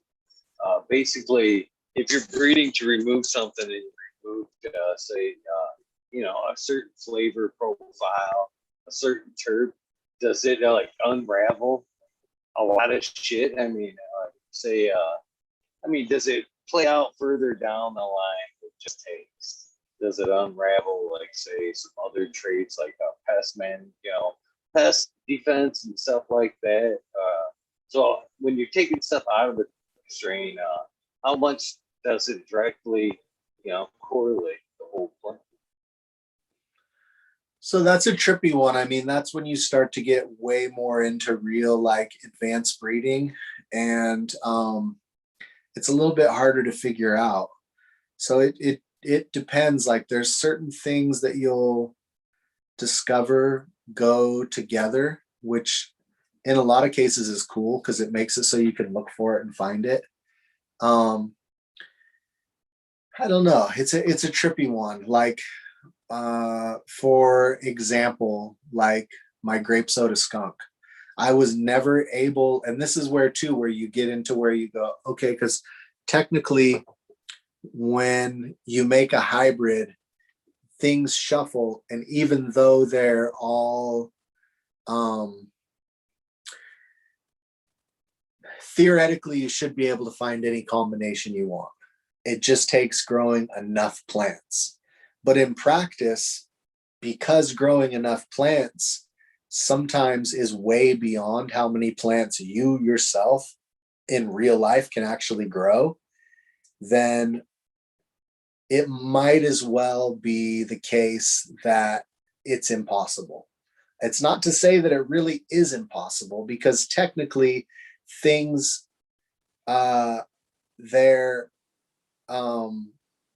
they're remixed independently, right? So like if you like say I had an example as I have grape soda skunk. Grape soda skunk was this thing that I had where you could grow a whole bunch of plants and you would only get this type that I call grape soda skunk out of the cross. You would only get it rarely. And when you did get it, the plants would always be smaller. You could never get a big grape soda skunk. Now, if I was able to grow, thousands of them at the time when I was first breeding it, maybe I would have discovered that you can get a big grape soda skunk. But when I was doing it, I could only get a small grape soda skunk. So in locking it down to be a true breeding strain where it's like, okay, these are all in the ballpark of what that original plant was that was really rare. So I took it from being like, it would only pop out like 1 in every 50 or 1 in every 100. And then I took it to the point where now they're all this thing. But at the same time, what I did was I made it all be smaller plants. So you could get like the same plant and have it be big, but never with the same flavor. So I could only get that flavor on the smaller plants. So like that's a case of saying, okay, small plant and this particular terpene profile seem to have some type of linkage. Now, somebody who is advanced could actually look and see if those actually are traveling on the same chromosome. Like they can like actually like analyze that shit in a lab and see it. But me, it's all trial and error. Like, can it pop up? I've never seen it pop up. So I just assume that these go together. And now I have small grape soda skunk, which was originally candelabra cross. Some of them were huge, some of them were small.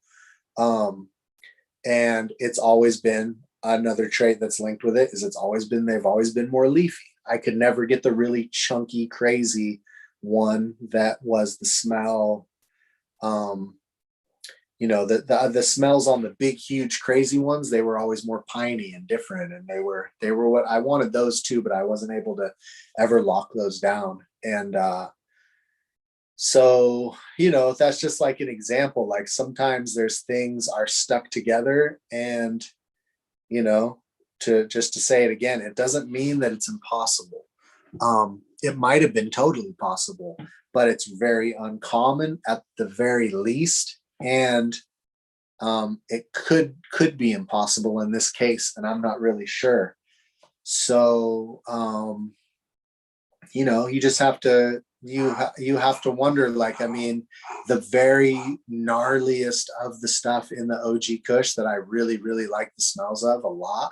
A lot of times the plants are a little bit they're a little bit more weak than the other plants that are in the same batch of seeds. You're like, well, this one's just a little bit more viney and it doesn't support itself as well, but it gets this fucking weed, you know, and that's like fairly common. And it's not to say that you can't overcome that by hunting through a huge amount of seeds to see where they realigned.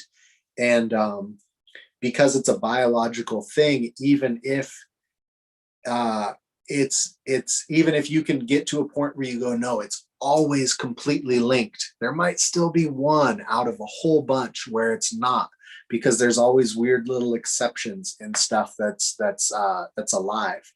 But you don't really know until you mess with things. And in some cases, you might find that things are so stuck together that for all practical purpose, you're not gonna get them apart. It's just you're not gonna get a big grape soda skunk in my case. It's like grape soda skunk's fucking small, you know. But maybe I could have done better, but I didn't, because it was so uncommon that I never got to see it myself after looking through quite a few plants. So you know, that's not really like a clear-cut answer, but I don't think it's a really clear-cut subject. I think it comes down to really like you know, you got to grow them and see if you can find the combination you're looking for. And sometimes you won't find it, and sometimes you will find it, and sometimes things are very closely linked, and sometimes maybe you think they're linked but you need to grow more plants, and sometimes you grow a whole bunch more plants and it's like, fuck, they are linked.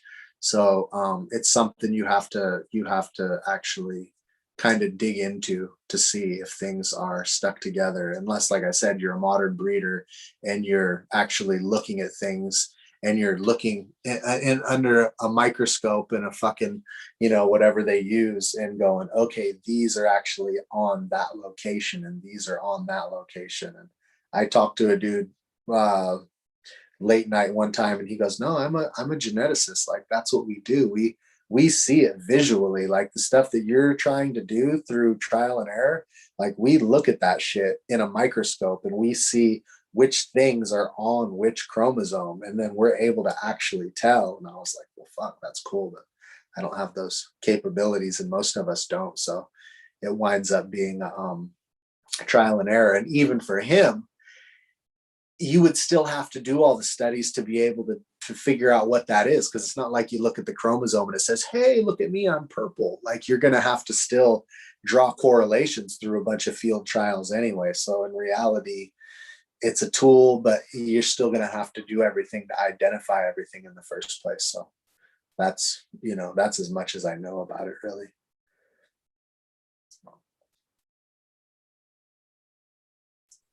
So breeding, indoor, outdoor, which do you prefer? Which do you breed? Do you breed indoor or do you breed outdoor? I mean, I've done different ways. I mean, I've bred like basically an indoor, like in like a winter greenhouse with grow lights, but still with the light supplementing, which is basically, it's an indoor, you're in an indoor environment, you know.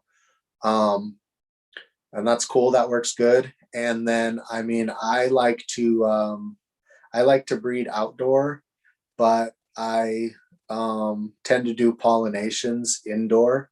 So I'll actually take things and shuffle them into rooms with males to do the pollinations. I mean, outdoor, to me, like, I have always liked to grow outdoor. I've grown indoor and it's cool, but to me, like, it's just not what I'm really into. I'm not like a tech head, and I'm not into that, the whole aspect of it, really. Like, I like to have a garden. And for me, like indoor is like a little factory or a facility. And I like to have a garden and walk around and hang out in my garden and shit. And so I like to breed for outdoor, and so I breed outdoor typically.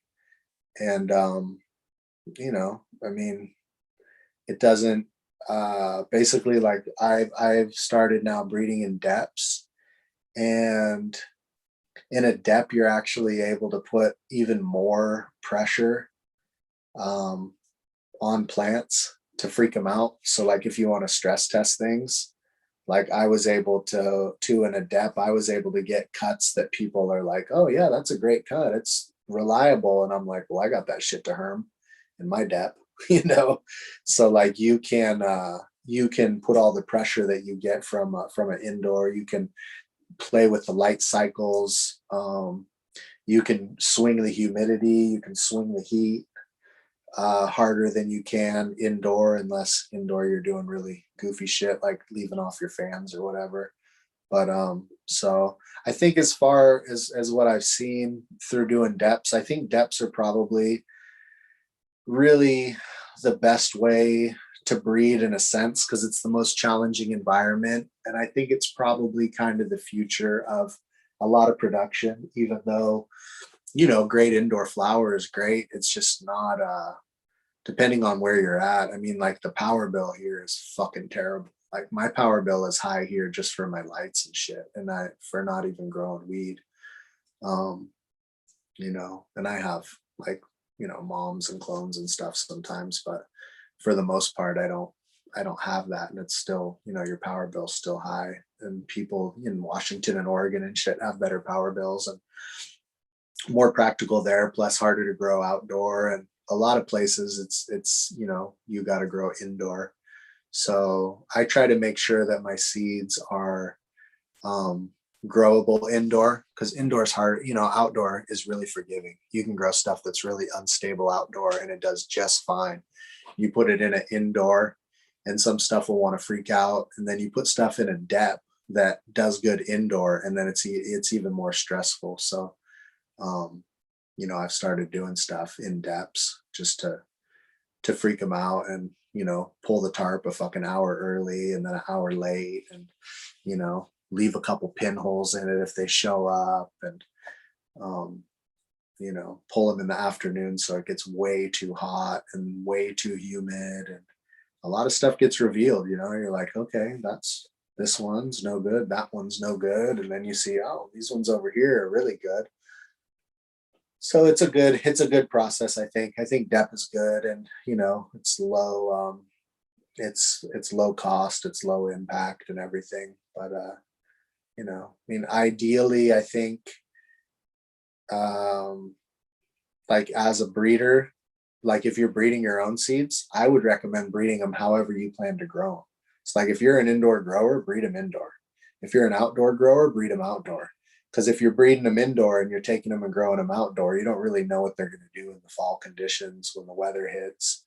If you're breeding them outdoor and you're not testing them indoor, then you're not going to know what they do in indoor. But you know, I breed stuff outdoor and in depths, and then I give it to people to grow inside and see what it does, you know. And sometimes stuff doesn't work, and if it doesn't work, then you know, you still got something good for outdoor, but you have to tell people like, hey, this is not going to work for indoor, but it might really excel outdoor over some other stuff. So you know, you want to focus on where you're at. Ideally, like if you're an outdoor grower, you're much better off breeding your own seeds. Like if you get your hands on some of my seeds, like make your own seeds from my seeds where you live, because you're going to have one plant that does better where you're at, and there's no way for anybody to mimic that. I can't breed weed for your garden at my garden and have it be as accurate as if you breed something for your garden at your garden, you know. So you want to, as much as you can, you want to focus on like what you're actually going to use it for, you know. So like breed it in the environment you're going to grow it in. Shout out to you guys that are breeding for the betterment of the rest of us. Rest of us that just grow flower, you know what I mean? You know, it takes some space and some dedication to just breed for the seed, keep the rest of us going. So shout out to you. So with that being said, I kind of see things, the outdoor being more production and breeding taking more and more indoors. Do you think that like a steady indoor breeding program could hinder the evolution of cannabis, or does it take both indoor, outdoor, kind of keep it pushing going? I mean, I think like I said, like if if it's going for one thing, it's good to have it bred in that environment. I think it would be crazy, and I think it's already been crazy, and kind of a bummer that that the focus went completely on, okay, this has got to do good indoor, because what happens with indoor is you have to make sure that it's gonna basically pay for itself. So like there's a lot of things that aren't that practical to produce indoor that somebody growing outdoor, that doesn't really fucking matter, especially at this point. Like when you in a lot of places are allowed to grow it, somebody can just go, okay, we're just going to go ahead and take this little section over here and we're going to grow this thing. And it might have, people specifically focusing only on things that can perform indoor and pay the bills could have got rid of the cure for nerve pain or the cure for whatever it is. And we won't ever fucking know that because the shit's already gone, because people got rid of it because they put it inside and they went, well, we didn't get, our quota per light, so it's got to go. Whereas somebody outside could have maybe had just a few of those plants off to the side, and they're not paying anything for it because it doesn't cost anything to grow weed outside. You can stick it right in the dirt, give it some water, and you'll wind up with that, which could be the cure for what your problem is, So I think there's a trippy thing that happens with breeding where people want there to be one answer for everything. Like, okay, it's got to be like this, and this over here is bad and that over there is good. Like, okay, get rid of everything that's hard to trim, get rid of everything that takes too long to flower, get rid of everything that has whatever kind of issues you might think are issues. And then when you're all done with that whole program, you have all the stuff that's really practical, but you don't know what you lost in the process, because like you say there's known unknowns, and then there's like unknown unknowns. So like there's things that you don't know, right? But when you're like breeding for something and you lose things along the way, those are unknown unknowns. You don't know that you wanted to have something that would resist the pest you've never seen. And you don't know that that you're trying to find the cure for a disease you don't know exists. So there's a whole aspect of stuff that needs to be just for the sake of preservation. And it's the case with all plants, because you might not realize, like you see, like with bananas, everybody started to grow one banana clone all over the world, and now there's a disease that's striking the banana populations, and everybody's like, oh shit, pretty soon there's going to be no fucking bananas. And it's because they didn't know that they were going to get this disease. It's an unknown unknown, right? So when you get rid of everything that you can see, you don't realize that you're getting rid of a lot of things that you can't see. So like for me, I'm like, okay, you want to keep as much of everything intact as possible, and then go, okay, this is being kept intact just for the sake of being kept intact. It doesn't mean it's practical. We might not be able to do shit with this. There might not be anything in there that's any good, but we know it exists. So somebody make some of that shit and put it in the fridge and bust it out and make some more every once in a while. And then over here, these other guys can do a thing where they're going, okay, we're looking to have the highest THC. And somebody else is going, I'm looking for the most of this one terpene. And somebody else is going, dude, I just want structure. I don't even care about that other shit. I just want structure. And when everybody is working at different directions to different ends, then you get a lot of progress, and you keep things alive. But what's happened is, for a long time, everybody was like, we just want big fat buds with a whole bunch of resin, and we want it to finish fast. And then it was like, yeah, a lot of that weed, like nobody really wants to smoke it, bro. Like it's not really that good. It's kind of shitty bud. But like the people who are just growing to produce a whole shitload of weed, you can't tell them that because they're like, what do you mean? Like I just killed it. Like I got all this bud and look at it. It's hella frosty. And you're like, yeah, but that frost, it doesn't have the right shit in it. That's not good smoke. And they're like, I don't know. I still sold it. And now we're getting to the point where everything's a little more evolved and people understand you got to have quantity and quality. And everything's been led in these directions and you lose this valuable stuff. And so I just think like everything needs to be looked at as realizing that there's a lot of different value to a lot of different things. And sometimes we don't even know what those things are. So as much as people can, if like you have something and people are like, yeah, you know, whatever, it's not that good, but you know, it's unique. It'd be different if you like, okay, you got a new cookies hybrid and it's not that good. Well, fuck it. There's so many of them. We know it's pretty preserved. We kind of know that this whole gene pool is around right now. But if somebody has something and you're like, dude, I got this old one, I don't know, it's been around for a long time. It's like, it doesn't really, you know, it doesn't really have the high, but it's a cool plant and, you know, it tastes pretty good. That's how people wound up with like the CBD rich weed that is like a huge thing right now. For a long time, CBD was a thing. Like when I learned about breeding, it was like, if a plant is high CBD, get rid of that because that's not THC and we want high THC. If you read about breeding shit in the 80s and the 90s, it's like find whatever is high THC and that is good weed. The shit with the CBD, that's bad weed. And then at a certain point, people were like, holy shit, CBD is really good. Who has things with CBD? And for a minute, everybody was like, dude, like there's nothing. There's like 3 things with CBD. And now people have realized that there's CBD in a lot of things, but it's because people kept them around.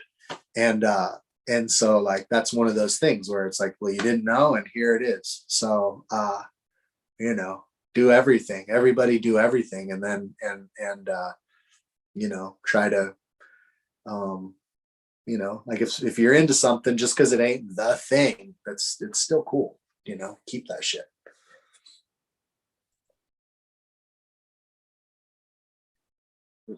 Your banana egg example there was kind of what I'm worried about there, brother. Between the hybrids and the indoor breeding, I'm afraid that it's kind of setting us up for the unknown. We're kind of, you know, handicapping her up to where, you know, if an unknown element, say an exterior predator hits the garden, that could just be devastating. Because, you know, when you're breeding, it's, you know, you're selecting for phenols, which is only expressed from your environment, correct? So, I mean, if you're only hunting from your environment, your indoor environment, couldn't it get weaker and weaker down the line because you're babying it throughout each step? That's what I'm kind of getting to. I mean, in my opinion only, I kind of see the perfect breeding program. And again, I'm no breeder. I'm talking to the master himself. I can't believe I'm sitting here telling you now what I would think, you know, the perfect breeding program would be. But I would think it would start outdoors.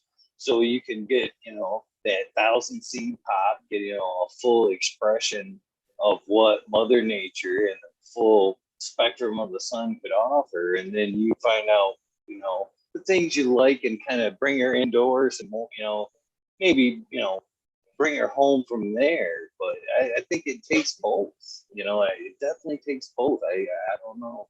Am I crazy in thinking that? I mean, for the future of cannabis, because there is so many hybrids bouncing around, do we need to keep the outdoor breeding going just for that reason?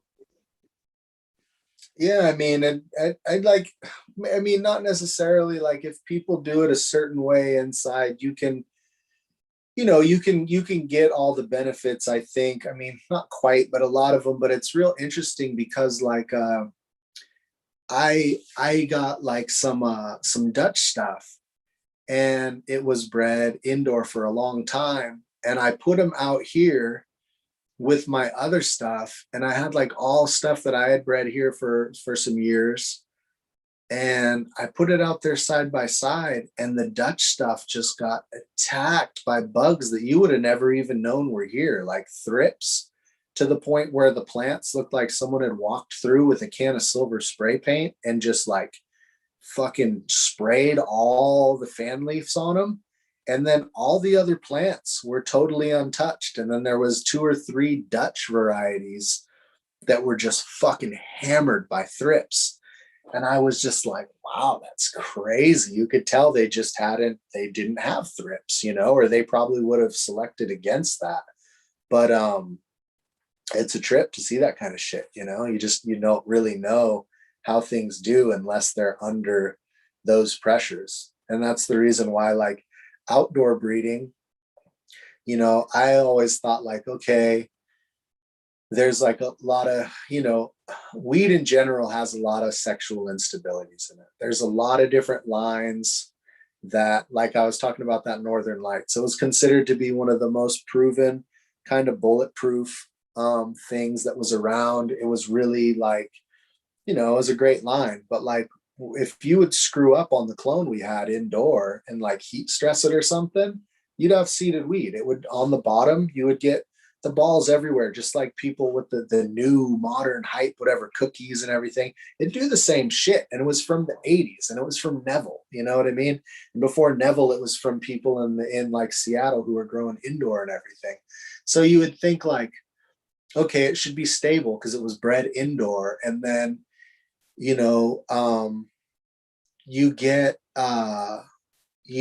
get stuff like I bred grape soda skunk was never grown indoor. Like it was grown, I'm like outdoor bred for, like 8-9 generations outdoor. And before that, I made it from a lot of stuff that were outdoor lines that had been bred before that. And there's a lot of different things in it. And so my assumption was like, oh, well, it's never been grown indoor. If you guys take it indoor, this shit's probably going to be a herm monster. I don't know what's going to happen with it. And I gave it to a couple people to do some stuff with, and people grew it indoor. They're all totally stable.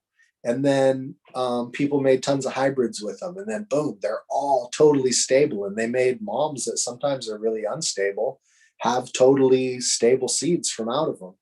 And it was just funny to see, like, okay, like my assumption would have been like, it wasn't bred with that kind of pressure. It's not used to being indoor. So maybe it's going to hate indoor. And I assumed it would, but it was trippy to see like, no, it's fine. The same with this old one that I call Meyer Lemsky that I got from my friend Jim. And I was like, okay, it's never been indoor. It's been bred since the 80s outdoor. It's never seen lights. So as soon as you put it under lights, it's going to freak out. Nope. All stable. Every hybrid you make with it, fully stable. Whereas the things that are unstable that everybody knows about, like cookies and diesel and cherry pie and OG Kush and all these other ones, they're all been indoor for a long time. And they were seemingly, they were from things that were also bred indoor. So it's just really weird. You don't really know, like it's hard to make sense of that, like the Northern Lights was bred indoor. It was an indoor strain. I got it, grew it indoor. It was great. But when you fuck up, it would herm out, So, it's not like, oh, well, it was bred indoor, so now it's good. Or, oh, it's bred outdoor, so it won't be good indoor. Like, you don't know, So definitely, I think there's merit in everything, but I don't think that necessarily just because something is done one way or another, we really know. That's why you always have to grow shit, you got to see.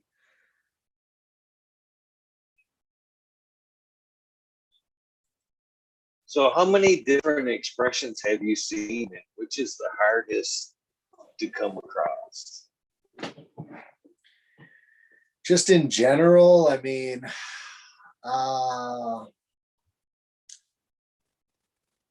there is one thing that smells kind of like sweet coffee beans.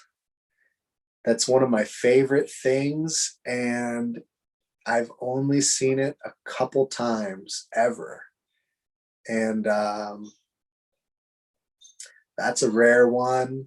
I mean, the most common tend to be things that are like smell like berries, kind of sweet, like kind of light bubblegummy berry type stuff. Like that's very, very common, even in like Mexican brickweed and just like total random stuff. And then the ones that smell like terpinolene, but not real crazy and heavy, just kind of like washed out terpinolene, Amsterdam haze kind of smell. Those are like the real common ones. And then out of like everything I've ever seen, I've never even been able to get one that really did that. But this girl, when I was in high school, used to get this weed, and it smelled like straight up like flowers. Like you couldn't believe it was the weed. You were convinced it was her lotion or something, but it wasn't. It was the weed. And it was like gardenia and rose or something like that, just so fucking floral. And I've never seen that pop out of anything I've ever grown. And then the other one, so like that one being one, and the other one is like straight, like smells like how opium smells when it burns. And those are the two that I can think of that I've seen in weed form that I've never had pop out of a plant that I grew. And most other things, I'm like at least a hint of the other things I've been able to get something that smelled like it. But those two things right there are ones that I've seen as weed, and I've held the weed in my hand and smoked it and seen it and known somebody who had it repeatedly. And I just I've never been able to figure out what it was, where it came from, or ever had it pop out in anything. The opium and the really, really deep, sweet floral. Those are those that I could think of. Those are like the ones that I'm like, oh fuck, I just wish I could find those.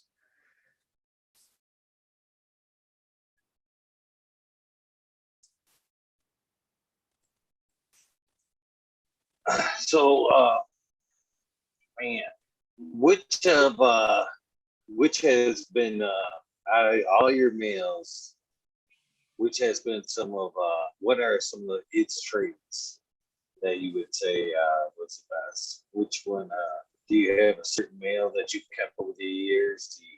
And what was he like if that you do keep him like that, or do you bring in new ones all the time?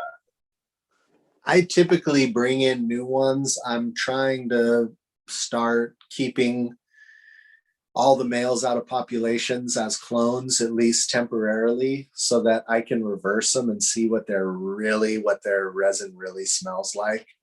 I have another trick that I use where when they get part way through flower, I cut them way back, which makes them want to grow more. And when they grow more, they tend to grow with resin on the leaves. It's like the stress makes them like maybe almost partially reverse, but not enough to be intersex to actually really reverse. But the leaf just gets way more resinous than you get off a normal cycle. But the only male that I ever kept as a clone that I made a lot of different crosses with was what I call Lime Pop. And it was from the Lime One crossed with her brother. And I grew out, I think like 45 plants, 43 plants, something like that. And there was just one male that smelled way more citrusy, like a lime popsicle on the stem rub.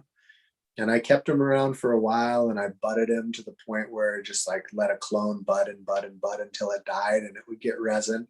And the resin itself actually was almost a little bit more orangey, but not like tangy, more like how lime smells. But I don't know, it's just a trippy, unique kind of thing. But I crossed him with my cherry clone and a whole bunch of other stuff. And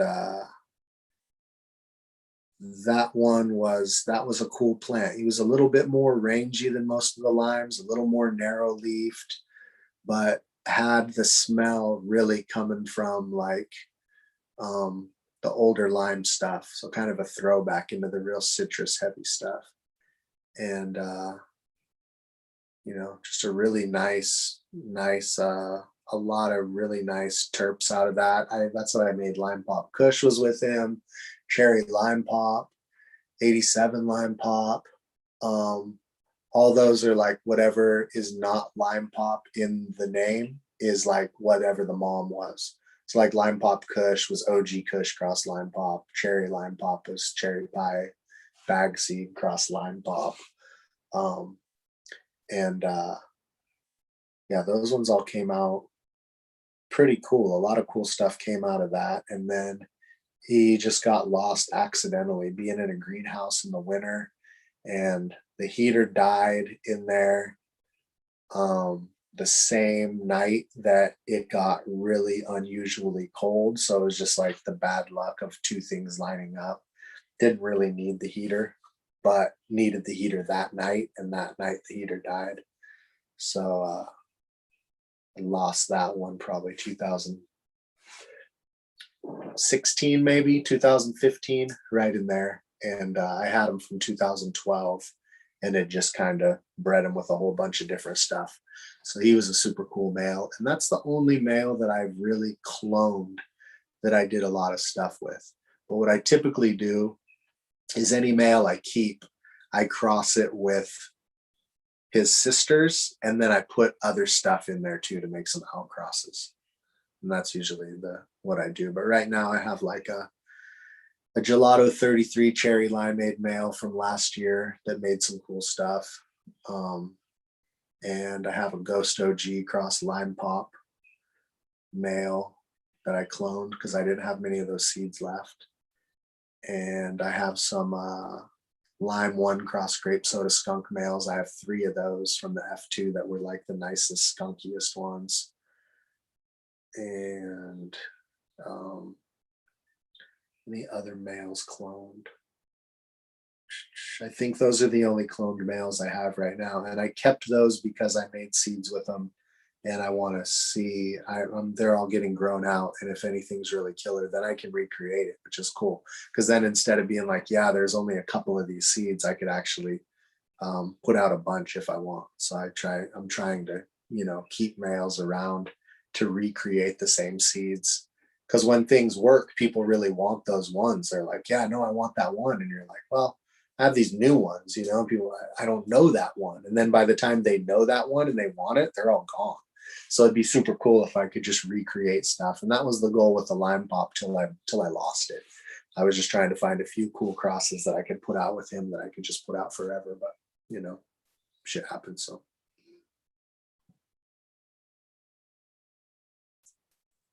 When did you realize you were having such a huge impact on the cannabis world, the cannabis community?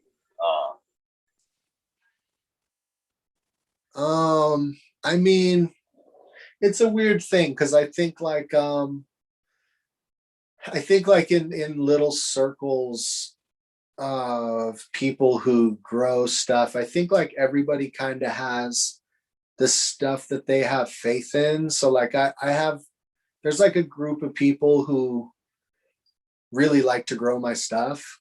But like, I don't know. I mean, as far as like a real like impact on like cannabis in general, I think there's like a vein of people in the whole bigger group of weed growers who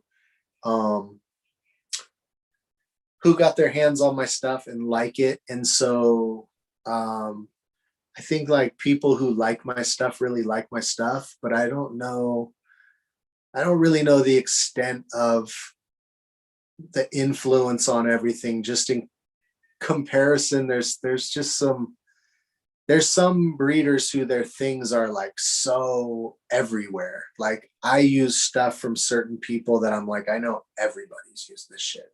I know everybody's bred cookies, gelato. You know, like there's some of those ones that are really out there. But I mean, like the first time I really realized that my stuff was really getting out there and that people were liking it, I think probably like with Black Lime Reserve, it's one of those ones where it's like I could probably think of, if I sat and really tried to figure it out, there's probably like 20 breeders that I could think of that made something with it. And so I'd say that's probably like the biggest, that's the one that's out there the most, that kind of made its way into most people's stuff. And that was like being online and seeing, you know, people tagging me and going, oh, I made this with this, and somebody else going, oh, I made this with this. And that's like how I found out, I think, that people were into stuff, was just, you know, getting tagged and stuff. But it's funny because like on Instagram, like I follow anybody who like tags me in they're growing something that I made. Like I want to see it. I want to see like how they grew it out. I want to make sure like they didn't have problems. I want to make sure like you know, like I get as big of a picture of everything as I can with seeing it. And so like it's funny because it's like a bubble. So I can look and I'll be like, oh, there's, you know, like all these people on my feed are all growing my stuff. It's like, yeah, dummy, that's your feed. Those are the people who I'm following them because they are growing my stuff. So of course my feed is full of people growing my stuff, you know.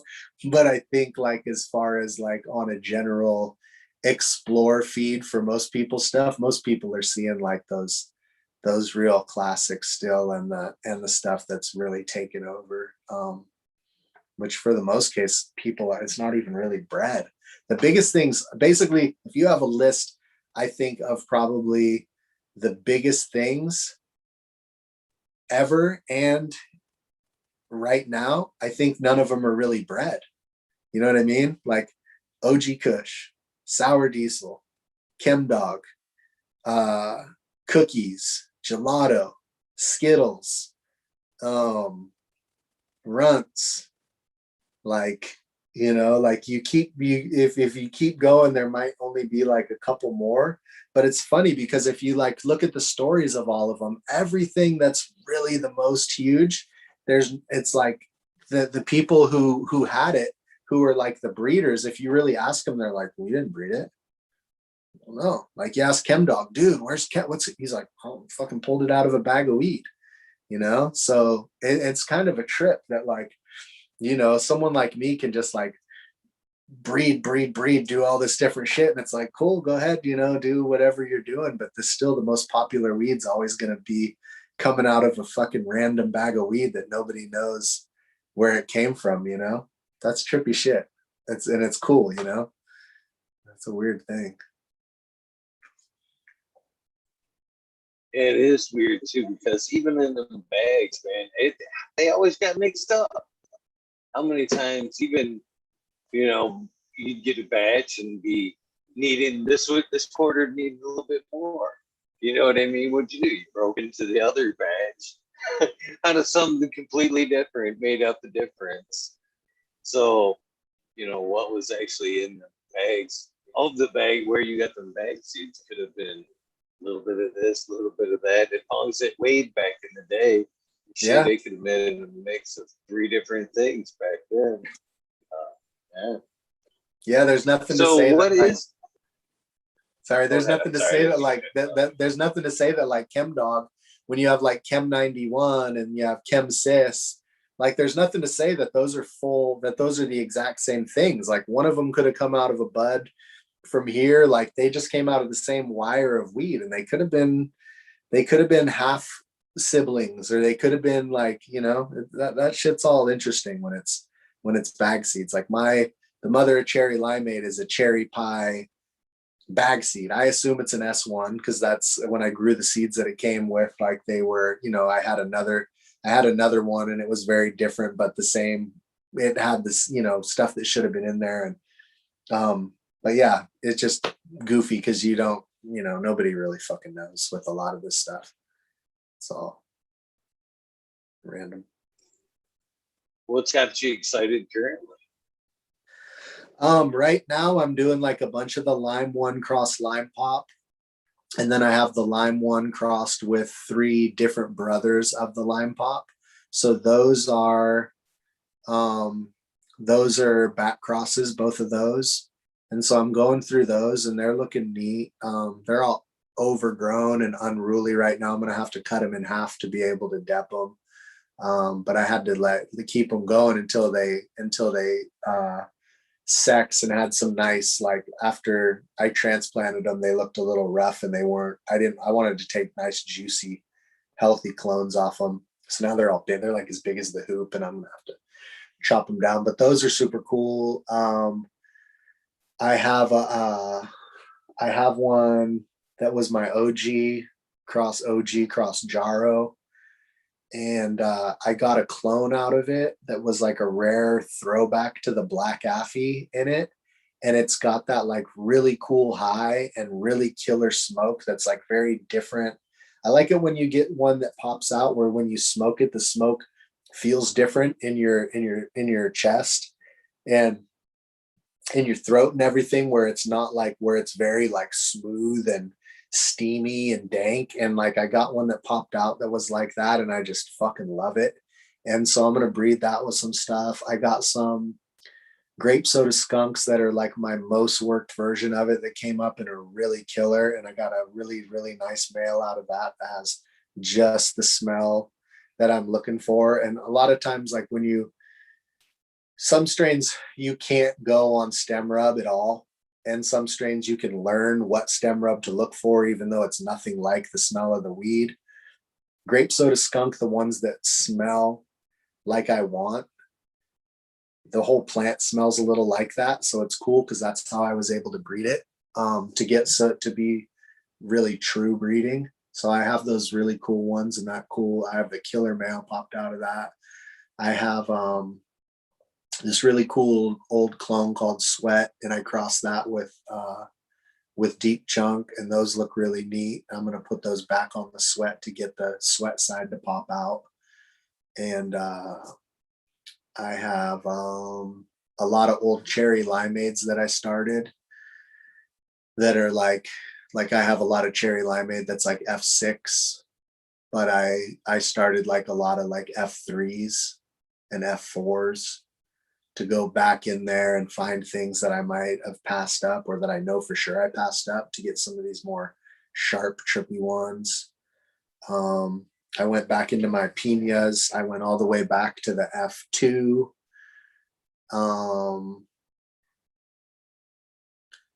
And I got some of those to come up. I didn't know if they'd still sprout, but I got some of those to come up. And I have PK cross Lime Pop. And I have these really cool ones that are headband cross Sour Dub cross pre-Soviet Afghani from a friend of mine who I didn't know that well, but was always really cool. And he passed away recently. And my other buddy had given him the male side of that. And so I'm going to check those out. Those look really neat. Big, long fingers. Headband Sour Dub PSA, yeah. And then I have some Chem 91 S1s that look killer. One of those, the plant just smells like straight nasty diesel. Like the plant smells like a bag of sour diesel. It's fucking cool. And then I have Cherry West cross Sky Cuddler Double Kush. Those are really neat looking. They're just little. I have some of the Northern Lights oil can that we called Pog, purple, orange, green back in the day. I have a bunch of those. I have Sensi Star Cross Jaro. I have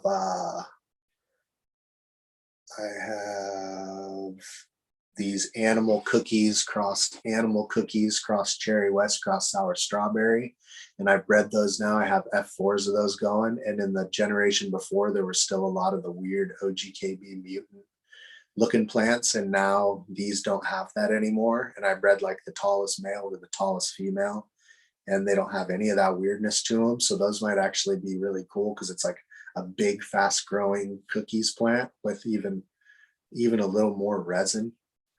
And then I think that's most of what I have. And then of course, then I have a bunch of clones though too. I have a clone that I'm super excited about. That's a 95 White Widow, because I got White Widow in 96 and it was the shit. And I grew Black Widow, which is supposedly the same exact thing, but it's definitely different. It's definitely different parents. I'm not saying it's a different strain, but it's definitely different parents than what this shit that I got in 96. And so I got this 95 one, and the White Widow, the ones I don't like are typically they're really plain or they're really like kind of terpenoline dominant. And there's still cool ones of those, but they're not really what I'm looking for. And this one, I asked the guy, I was like, yeah, what's the kind of smell? I'm like, it's like an extra good Jack smell. And he was like, no. He goes, dude, it's like straight ammonia, like chemical and like gas before gas, And I was like, damn, okay, that's exactly like what I remember from 96. So I scored that. And I'm hella excited about that one. That's like my most exciting, like newer clone that I got. I popped a bunch of old black Affy seeds from my friend, and they all seemed like they were kind of bogus, and he hadn't been super sure about them. Like he was like, they're really old, they probably won't come up. I got some to come up out of a bunch, and I got one male that was more like the black Affy that I remembered, and I got that to go. And now I got that cloned up. I'm going to reverse that and make regular seeds out of that male.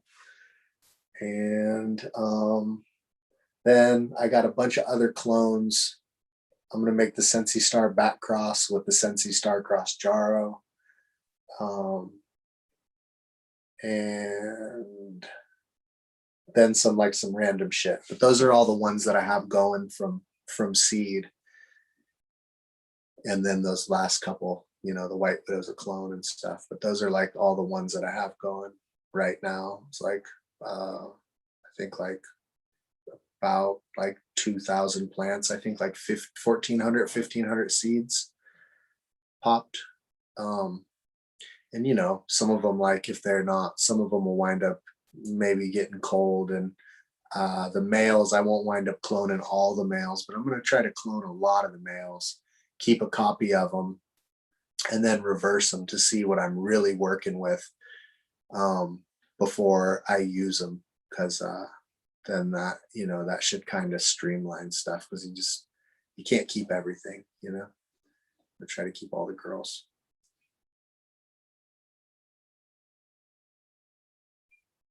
It would be nice if we could keep everything. Oklahoma's kind of giving us some hopes. Kind of giving us a little hopes with them unlimited numbers. That won't last. That should won't last. So what has been your most fun cannabis event throughout your years? Is there one that kind of stands out?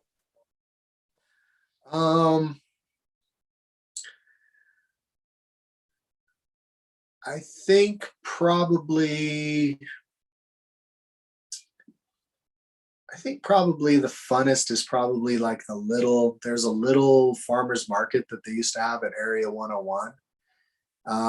And it's just super, just a little event. Bog would go, CSI, Bamboo, and people would come from far away, like a couple of people, my buddy George, and like it's just like just a small little thing, but for me, like that was kind of the funnest, I think, because there's no there's no crowd and it's not like a big crazy thing. And I think I like that one the best, really. It's just a little cool thing. Everybody brings their stuff. It's basically a farmer's market, but people were able to sell seeds and weed there. And you know, a guy with a little taco truck would come set up, and a couple people with food, little barbecue spot, and Maya from Home Edibles there making like infused sodas, and just really chill, like, you know, good vibe, but still like everything kind of that you have at a bigger event, but just a tiny version of it, and still with like a bunch of cool people. And I think that's my favorite spot. Hopefully they'll bring it back eventually. But as far as a big event, I mean, the Emerald Cup was really cool because there's so many people from so far around, you know. Probably the most interesting one that was also real cool and fun was the Ego Clash that Brandon from Third Gen puts on. And he had one. I only made it to one, but he had it like up in a cave. And it's like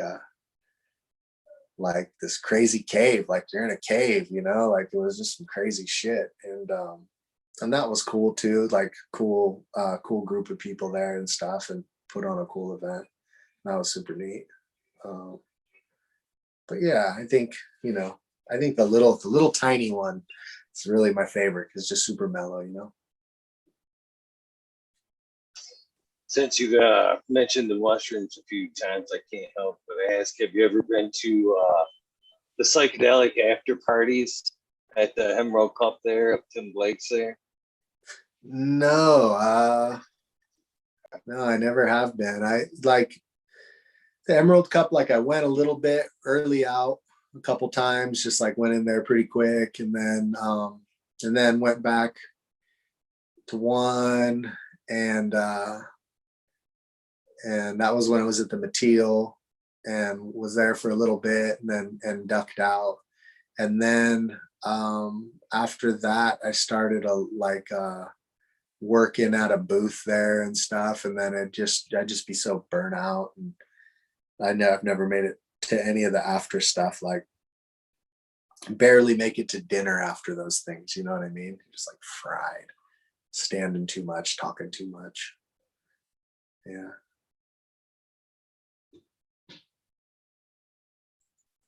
Great guy. He's invited me out to the next one this year.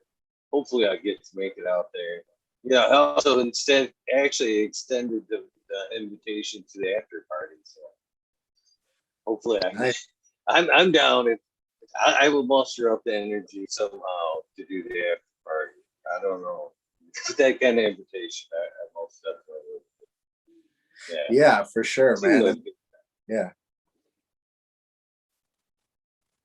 What has been your most fun experience on mushrooms? I guess is a fair question as well. Man, so like early out, I had a really cool one, which was like I ate mushrooms and I thought I had tripped pretty hard because I'd seen, you know, some visuals, you get the giggles and all this. And then one time, me and my buddy, we split some mushrooms, and we only split an eighth as far as I remember it. And we got them from our buddy Harv, and Harv like had like the extra good mushrooms, which I realized were probably like a special strain that probably had a lot more potency. And so I was like, yeah, you know, it's just a couple mushrooms, and we ate them, and it was the funniest night. Like we were riding with our buddy who was much older than us, and he had like this badass fucking like 76 or some shit Roadrunner, and it was fucking purple and just this fucking badass muscle car, you know. This thing was crazy. And you know, I think I was like 15 or something, and we're in this car, and like we go to town, and like he calls like, and I'm like starting to come on, I'm starting to really fry, and he's calling all the stores like a different name. He's got different names for all the stores, you know. So he's like So there's like Foster's Market in this little town, you know? And he's like, yeah, you guys want to go to Farmer's Market? And then there's Park and Take It. He's like, you want to go to Park and Steal It or Farmer's Market? And I'm like, and I'm frying. And I'm like, am I just hearing this? Is this everything getting cartoony on me? Because it's all getting real fucking cartoony, you know? I'm like, shit. So we like go and we like grab some beers and stuff. Like, all right. And I'm sitting in the back and I'm kind of starting to like really, really fucking fry. I'm like, okay, like I'm probably close. This is probably about as high as I've ever really been. I'm like, all right. And we go riding to go to these dudes' house where like, you know, it's like back then there'd always be like some dudes who were like a little older who had their own house who like would like, they didn't care if people came and partied there and shit. So we're like, oh yeah, we're going to go over there. So we go over to this house and we're like riding on the road and I'm like, damn, I need to piss, you know, like I'm feeling like pee my pants out here, you know, not really, but like, I'm like, fuck, I really got to piss. Like, fuck, I really got to fucking piss, you know? And I'm like, shit, okay. And but we're not driving far. So I'm like, all right, dude, you're good, you know, just hang in there, you know? And I'm like, fuck, I gotta piss so fucking bad. Cause I'm like shrooming, you know, I'm starting you get to that point where you start to like feel like super like fucking just getting out there, you know, you start to feel like fucking Newt or something, you know, I'm just fucking frying and I'm in the back. I'm like, oh shit, okay. Just trying to like keep it together. And so like we pull up to the people's house and I go to like, they open the door and like put up the seat and I go to get out the door and I'm like, damn, I don't have to piss anymore. And I like feel my pants and I'm like feeling my pants and I'm like, fuck, my hands are all wet. My pants are all wet. I fucking just pissed my pants in the back of this fucking gangster's car, you know, like shit.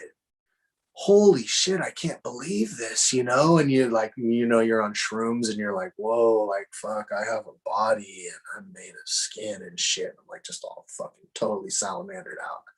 I fucking get out of the car and I look and I'm like, oh, I'm good. My hands are just hella clammy, right? So I'm like, okay, whew, all right, I shake that off, you know? I'm like, whew, okay, cool. So then I'm like, all right, well, fuck, I must have to take a leak. So I would like stand by a bush, take a leak and stuff, you know. Go into the house and I'm standing in there and we're standing there for a while and I'm like standing in a doorway. And all of a sudden, like, I remember Zeppelin's playing, you know, and I'm like standing there and I'm like looking around and all of a sudden everybody's looking at me. And I'm like, fuck, what's up? You know, and like trying to like, you know, shrug it off. Like, I'm not high, you're high, you know, just like, I'm good, you know? And all of a sudden, like a dude looks at me and he goes, dude, are you good? And I'm all, what? He goes, dude, you're hella fucking pale right now. You're turning blue, dude. And I'm all, I realized I hadn't been breathing for like 2 minutes or some shit. You know what I mean? Just like all fucking shroomed out and weird and shit, you know? And so I'm like, whew, okay, fuck. So I like go back in the room and like, I'd like sit down and I'm like looking around and I'm sitting on this bed with this comforter and it looks like there's no, because of my field of view, there's nothing. The whole room now is made out of this big fucking cloud. And I'm like, whoa, fuck, this is crazy. And right then, boom, just like pure fucking ego loss. And I'm sitting there and I'm going, what am I? And what is going on? What the fuck? Like, I'm just sitting there going, like, what is what? What the fuck is what? Like, I'm thinking like to myself, what? And I'm going, what is that? What is what? I'm like, oh shit.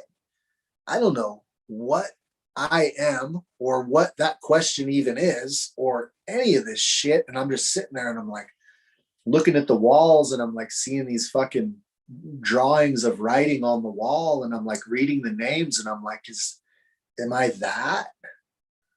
Or like, am I that? And I'm like looking around and I'm like looking at the different things in the room and I'm like, am I like one of these? Or I'm like, whoa, this is fucking weird. I'm like, and I have this feeling that something is going on and something has happened and I'm something and something's fucking going on, but just complete fucking ego loss. And I'm like, holy shit.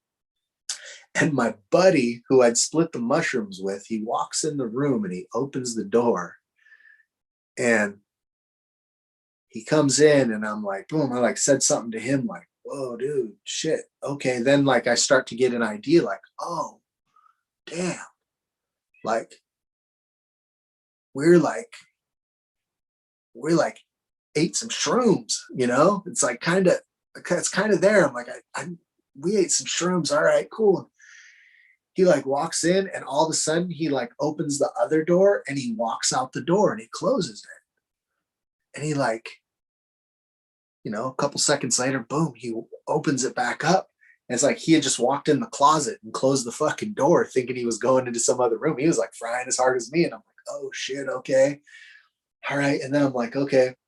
So then we start to walk out and kind of like, and then and once I left the room, I'm like, oh, we're here. And but it was so funny. And that was one of the funniest memories I have is just sitting in that car with anxiety going, I just fucking pissed in this fucking badass muscle car with this badass dude. And like, oh, fuck, I'm fucked, you know, like I'm never going to live this down. And, you know, it was like one of those, that was like a trip that always I can like remember it like a movie that I've seen again and again because it was just so fucking vivid. And that was some crazy shit. And the other one that really, really sticks with me was one time I ate these mushroom chocolates and my buddy goes, oh, I got this acid that my boys had in the fridge since 1976 from fucking the Grateful Dead from like fucking tour back then. And I'm like, oh, that sounds crazy, you know? He's like, yeah, you want some? And I was like, yeah, I'll do a little bit. And he fucking pours like my whole palm, like full of this fucking shit with a dropper. I'm like, dude, I already ate shrooms, you know? And he's like, oh, you've got to fucking eat it. And I'm all, no fucking way. So I like dump it out of my hand like this and just lick the rest off my hand. And so it's still way too fucking much. And over the course of that night, I had a crazy fucking experience that is a little bit too much to get into, but it involves basically like getting lost in the woods, jumping out of a car, crashing a car, fucking winding up in the woods, sitting next to a giant fucking stag buck that was like as big as a fucking elk and shit, and just looking at him like him and me like 4 feet away, like sitting there in a full moon on fucking 4th of July and shit, like out by fucking Utah, which is like on the Lost Coast up here, like totally like in the middle of nowhere, and then winding up like at the back of this dude's house who like was gonna kill me and shit because he thought I was trying to rip him off. And then like this shit was crazy. And eventually like I got basically saved by these dudes who were like making a movie for a school project, and they were from Santa Barbara or some shit in this suburban. And like nobody, by the time everybody saw me, I was all like scratched up and fucked up from being in the woods all night too high, and my clothes were all fucked up and I looked fucking terrible. I looked straight up like a tweaker, like bad, you know? And these dudes were, I like told them my story and they were like, dude, this is fucking crazy. And they like gave me a ride back to where I could call my boy to come get me. And it was just like the craziest shit, but like it was like the worst experience you could really ever have without like anything really bad happening. And at the same time, it was like probably the best trip that I ever had because it was like a big challenge. But yeah, that's like that whole story is like the other story times like 50. There's just tons of episodes to it. It was nuts. Craziest thing about that whole fucking thing was that at one point I was sprinting, trying to get out of these bushes, and they were like 7 feet tall, and I'm running. And I'm like, okay, this isn't working. So I turn the other, turn perpendicular and start running, and it won't work. It turns out that I had just had the luck of every time I turned, this creek was also turning. So I'm just staying in this vegetation by the creek, and where this area is, I'm sitting there and I start to realize I have like this fuzz in my mouth, and I'm like, am I just tripping, or is there like a fuzz in my mouth? And I'm like spitting it out, and I'm like, no, there's something here. This is like fiber. And I get like a ways through, and all of a sudden I'm like fucking just like all winded, and I like kind of take a second to really check shit out, and I go, whoa, this is all nettle, right? It's all stinging nettle. So I was like running through so much nettle that I was like keefing it, and all the little nettle trichomes, which are like bee stingers, were actually accumulating in my mouth because I was running through so much, to the point where I was like spitting out little like half cotton balls of this fucking nettle shit. It was insane, dude. And that was like that was probably one of the last times I really fucking got really fucking high, because I was like, dude, this is just crazy. And the whole story, the way all this happened and unfolded, it's all a little more understandable with the whole story. But that was just like the nuttiest. That's like the nuttiest shit that's ever happened to me, was just this sprint through fucking a football field worth of stinging nettle, and just being like completely fucking, like, you couldn't get more into that shit, and so high that I couldn't really feel it till I drank cold water, and then like you could feel it, like all the poison squeeze out in your lips and shit. But it was fucking weird. But yeah, that's probably the funniest story that I really have, is just being that gone that you're like, dude, you're sprinting through stinging nettle in the fucking middle of the fucking woods on the Lost Coast, and it's a bad fucking scene. Brother, you know how to have fun. That's what it sounds like to me. Both those experiences, I'm a little jealous of, to be honest with you. One, first, I like the discovery trips where everything's kind of like a discovery. You know what I mean? Everything's like, so I'm kind of jealous of that experience. Second experience, again, little jealous. I've got to hear a little bit more about the buck. I mean, that shit, that when you wind up sitting next to a buck, I think you're kind of tripping in a good, positive way. Did you actually have a couple of words with the buck? I mean, was there? In a sense, so yeah, it's really weird. So what had happened was, I'm basically running through the woods, and I think I'm like hiding, you know? And so I'm like running through the woods, and I get to a certain point, and I'm like, okay, this is a good place to like hide. So I can hide right here. So I look, and there's these big ferns. They're not as big as like tree ferns, but they're very big ferns. They're like the biggest species of ferns we have here. And they're very like rough and plasticky and like kind of pokey and different than like soft, gentle ferns, you know? So I'm sitting there, and I look, and I go, these ferns are like, they're like friendly. Like these ferns are like, they're like a friend of people. Like, me and these ferns, they're not a friend like of me, but they're a friendly plant. They're a lot different than the nettle that I ran through, which was like not really happy to see me. You know what I mean? It was like, nah, stay away from me. But the ferns were like very welcoming, like, oh. And I guess naturally that would have been the way your brain processes something that's not giving you like constant fucking pain, and all of a sudden it's here and you can kind of like hide in it, you know? And I was like, all right. So I'm chilling there in the ferns, and like kind of chilling there, and it's a full moon, and it's 4th of July.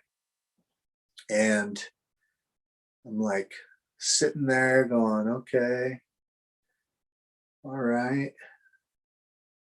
And I kind of look over, and this fucking buck is just looking right at me. And I don't know how I didn't spook him to make him run away when I first got there. It would seem like, but he was kind of doing the same shit. He's like, all right, this is a good place to be right here.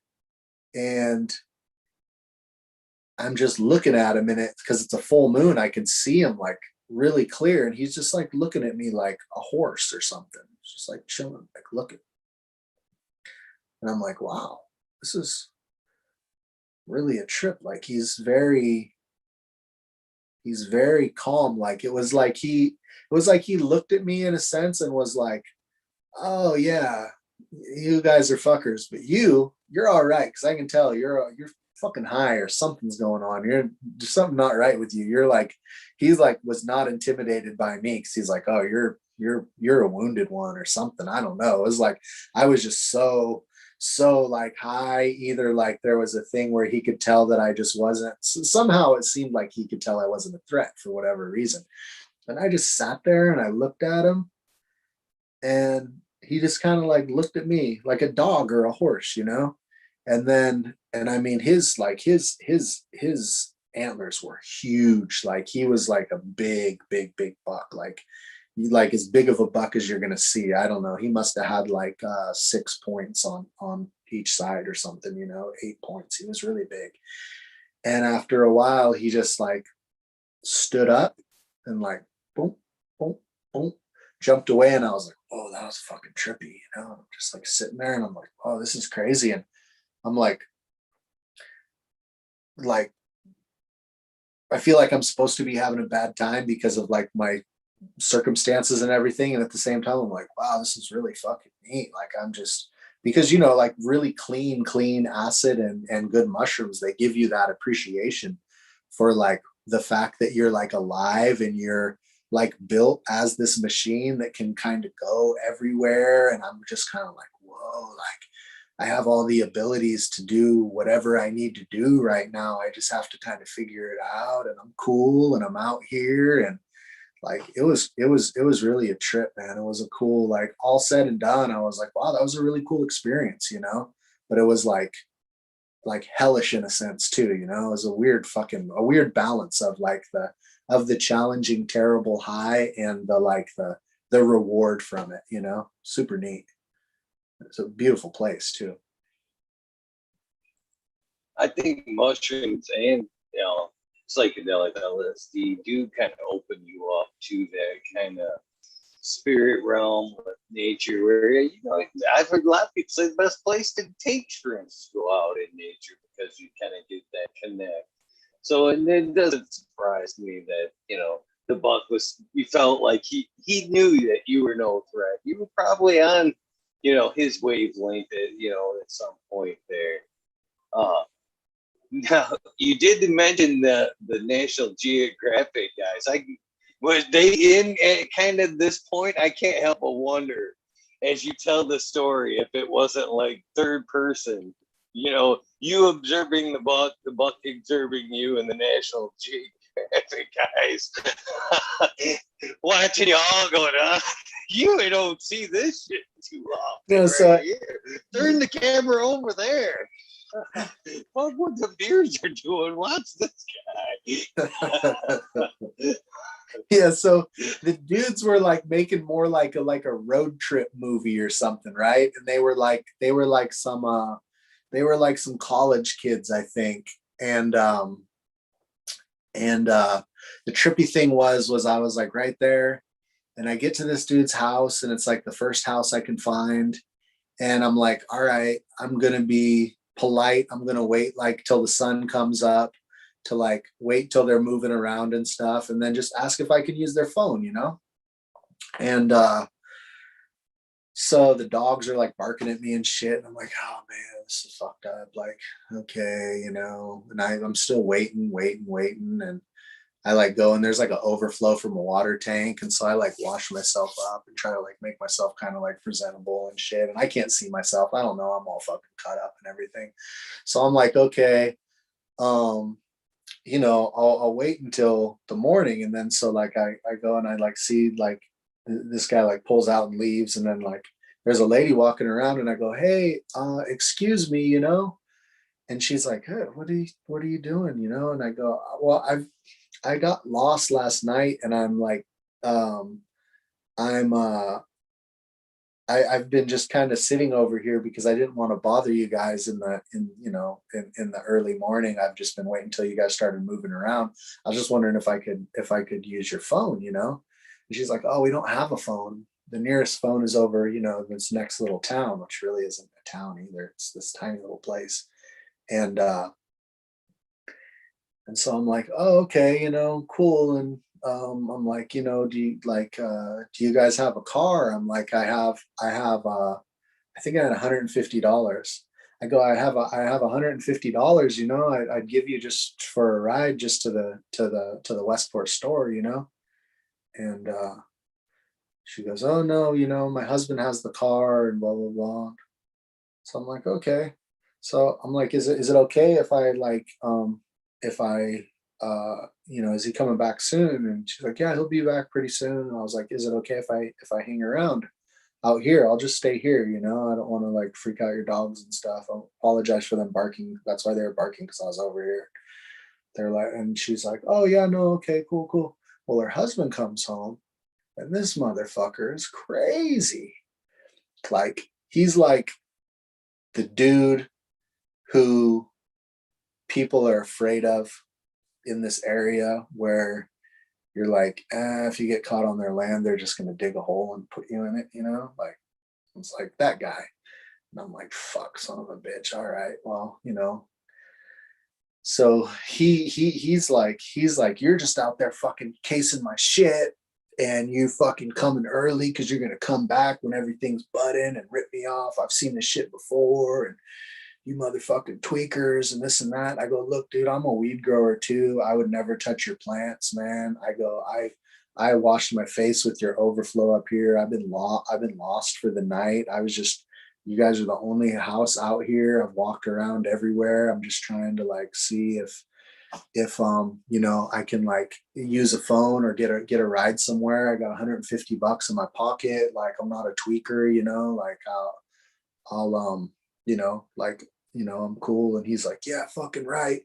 He's like, you know, like, fucking, you better get the fuck out of here. And, you know, and blah, blah. And if I see you along the road, I'm shooting your ass and this and that. And he like fucking, I like, oh shit. And I like go into the woods, and like I'm like walking along the road because I'm still trying to like, you know, get back to civilization and shit. And this dude is like driving up and down the fucking road, like leaning out his car like this, just fucking mad dogging and shit, looking like a finest motherfucker. And I'm like, oh fuck, okay. Because when I was talking to him from like 50 yards away, like through a fence and up a hill, you know. So like he, you know, he was like still kind of like staying back where he was and shit. But then once he's like in his car, you know, he's like, oh, fucking get you. And so I'm like, well, I'm like walking along, and so I'm hiding from him. So I wind up like walking along this creek, and I get away from the road a little bit. So I wind up walking past this little spot called Rockport, which is where I was looking for. I wind up fucking 3 miles past Rockport or something. I wind up walking like, I don't know, 9 miles or some shit. So I've been out there since like, you know, 3 a.m. And now it's like 6:30 in the evening. And this whole time I've been walking through these woods to try to get back. And I finally get to this spot, and it's like a little redwood park. And I'm just chilling there, like waiting around, like, fuck, somebody's gotta show up here. I can't go further right here because there's nowhere that I can really walk where I can still tell where the road is, and I won't be visible from the road to this dude who's hunting for me, right? So I'm like, and it, you know, I'm not like I'm not like confused about who this guy is. I'm like, this guy, like, I know this guy. I've never met him before, but I know this dude. Like, I know this guy. So I'm like, okay, shit. So I'm like walking through and get to that spot, and I'm like, all right, well, this is the spot I'm going to make it to, you know. So I'm just going to stay here, and eventually there'll be somebody where the Suburban was parked. So I'm like, whoever is in the Suburban, they got to be out here somewhere. So this isn't a camping place, so they got to wind up back over here. When they show up, I got $150. I'll fucking see if I can get a ride, you know? And so that was these dudes who wound up being like these college dudes who were just like total goofball white kids from Santa Barbara or some shit who were just out there with their camera doing this like road trip thing of like taking video of everywhere between, you know, Portland and Santa Barbara or San Diego or some shit. And like that, I'll tell you what, for probably like 2 years after that, I picked up every fucking hitchhiker on the road that I could find. You know what I mean? Like, and still to this day, like I had a dude come on my Instagram the other day and he's all, hey, I was at the regenerative thing and I was sitting there and you drove past me and you turned around and came back and asked if I had weed or money and shit, or if I needed a ride anywhere, good looking out. And I was like, yeah, dude, you know, like I got you, don't worry, you know? And it's that experience that did that. I was just like, fuck, dude, you're like lost and stranded. I had never really done that. I've like hitchhiked around Hawaii and shit and, you know, been like in crazy situations, but that was like one where like I got rescued essentially. And I was like, oh man. And you know, ever since I try to be cooler to people who look like they're having a hard time, because I looked like a fucked up tweaker. Like I fucking had, I think at that point I had fucking lost my shirt.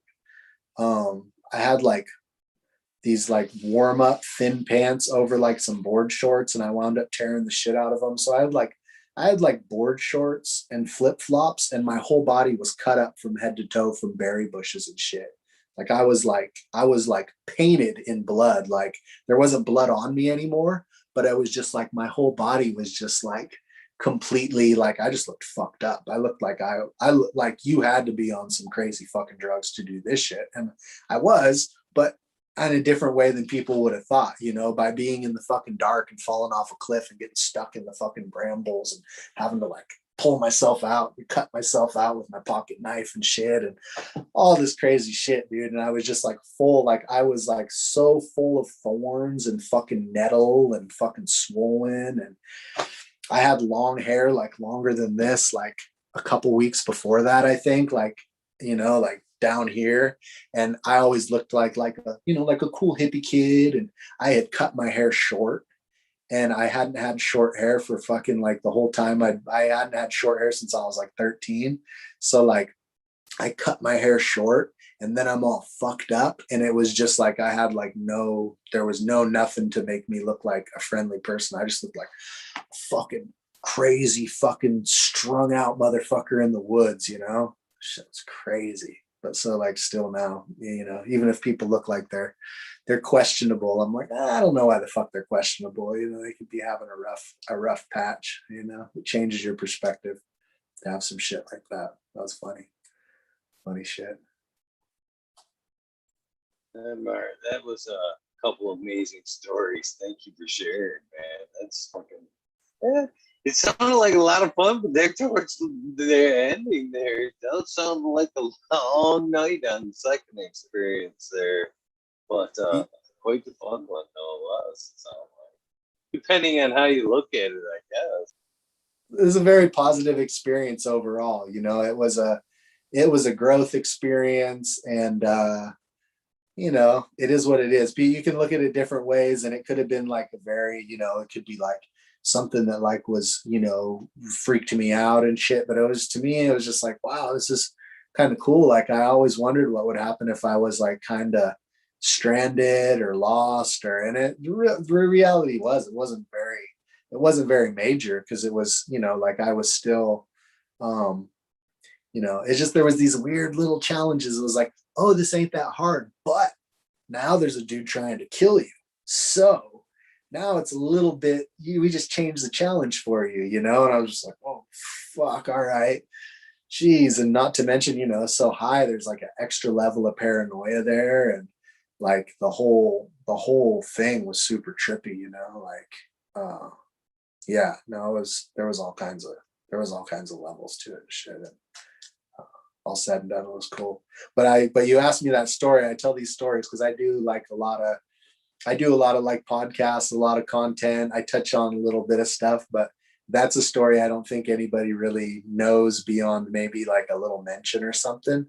And so like now, you know, there's something unique in there. Everybody who's watched any of the shit that I've done knows about like what lime is, or, you know, some shit like that. But that's a funny one right there. There was a lot of, I've never heard this one in chat. So thank you for giving me a little something that isn't on some of them other shows. I greatly appreciate that. And it was an amazing story. So I can't, you know, thank you. I appreciate that, man. I have a lot of fun times. I've had a lot of fun on psychedelics as well. And like, sometimes we talk, well, this show has multifacets, so I'm just kind of cutting to the chase, I guess, a little bit here. A lot of nights there's this part of the show here, and then there's like the wormhole, which is kind of like a panel show open up to past guests, anybody that wants to pop in. And some nights we have some good, we've had some good times on air, on air. With some conversations of, you know, conspiracy, of, you know, just taking some mushrooms. We've had some really good mushroom episodes. I've had Tanazi's Gardens, which you probably know from YouTube and stuff. But man, yeah, it's different being on psychedelics on camera, to be honest with you. Sometimes I forget, sometimes it freaks me out a little bit, but more than welcome to, you know, at any point to jump in on any of these wormholes in the future. I'd like to discuss any of these things. You're more than welcome to hang out in any wormhole. Same invitation. So if you ever subscribe to the channel and see conversation that you'd like to indulge in, and which pertains to psychedelics or breeding or such, you most certainly have an open invitation. So please note that. Cool, man. So I have to ask you this, as somebody that puts quality work into breeding and growing as well. What do you say to the people that grow out your strains and try to manipulate them into something that they're not? You know what I mean? There's a lot of gardeners out there that, oh, you do this and you're going to tweak out the terps this way, or, you know, that way, you know. What do you say to people that try to manipulate the strains through the flower process? That's something that you believe in, tips and tricks, or do you say just let them grow and grow them for what they are?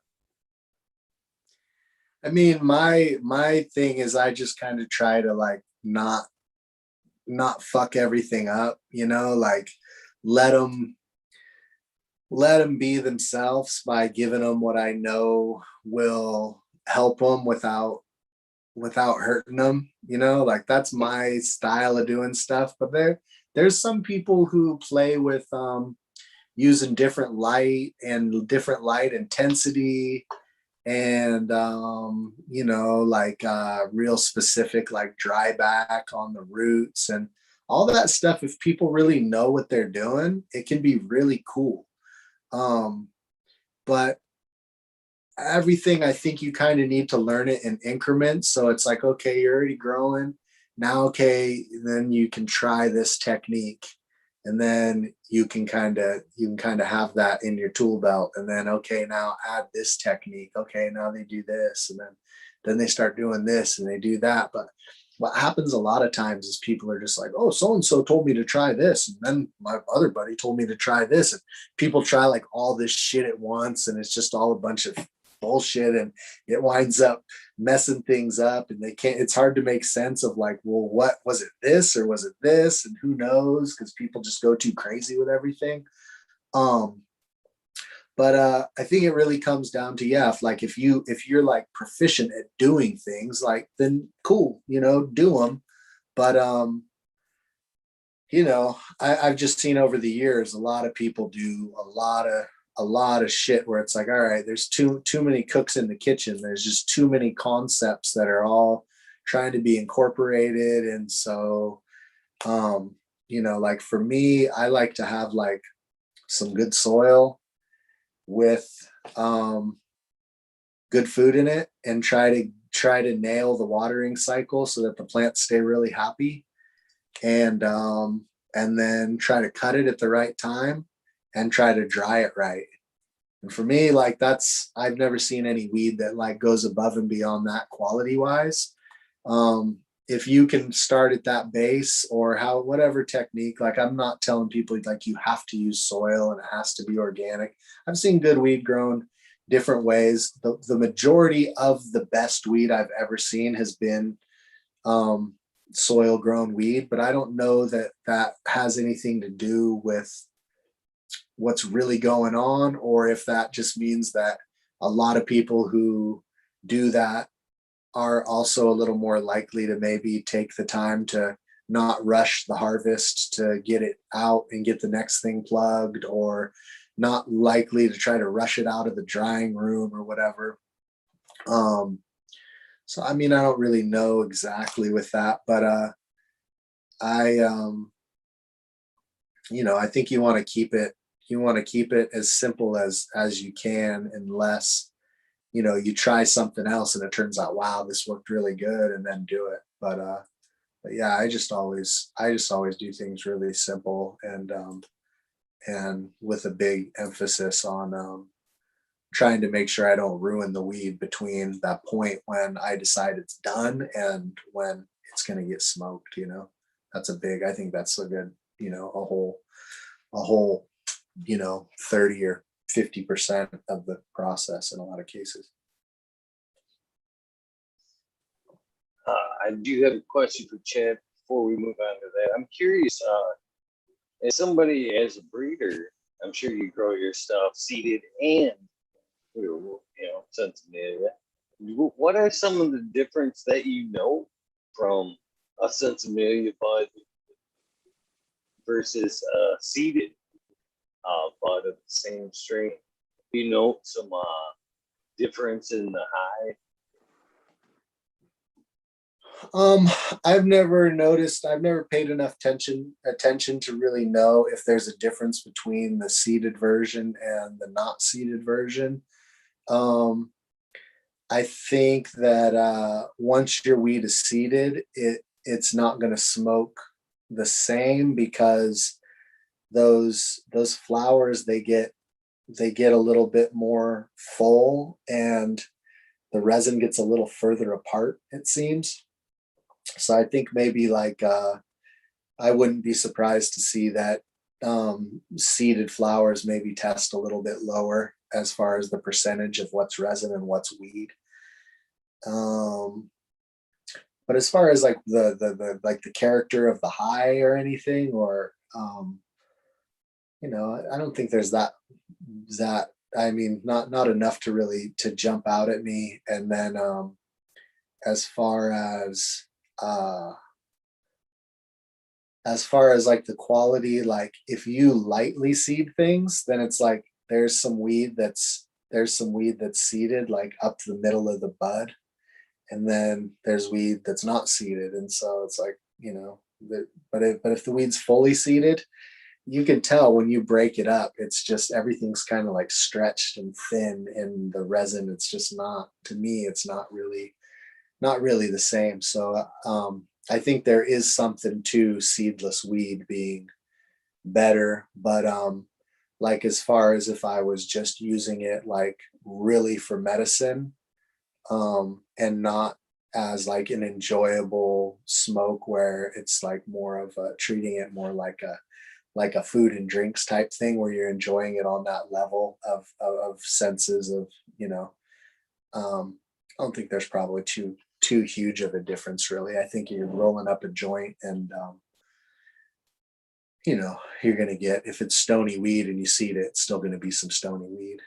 And you know, I don't know. I think that the differences are fairly subtle, except if, you know, if you seed it all the way and it's just fully like what I call corn on the cob, where the bud is just fully seeded, like you break it up and it's, you know, you're not going to, I don't know, you might not even get as high off of that weed. It just doesn't seem, it seems like it puts a lot of effort into the seed and less into the flower, but I don't know.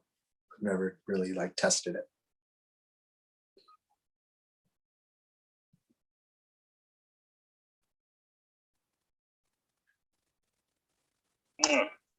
There you go. I had a conversation with Genetic Memory Farms one night, and that was the reason why I asked. I mean, well, I can't think of too many better people than to ask than someone like yourself. And well, during the conversation was we were wondering basically if that was the missing link, you know, from the weaker weed that we smoked back in the day that did us obviously just fine, that wasn't high, you know, just as high in THC as some of the stuff we get today.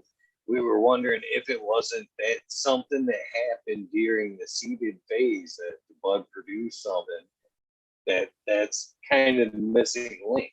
Because we smoked some today where you're like, oh yeah, so much better, but you know, the weed back then didn't have the high THC, but did seemingly back then did us just as well. Was it, you know, perhaps the seed that made up the difference there, you know, and the chemicals that produce the esters, or maybe something to that effect, you know. That's why I asked if you had noted, you know, or do you, I guess, do you smoke any of your seeded bud? What do you do with the extra flower there? Are they just so corn cobbed up there's nothing left? Yeah, I mean, like sometimes I'll see, sometimes I'll like screen them to see how they drop hash and like what kind of hash comes off of it.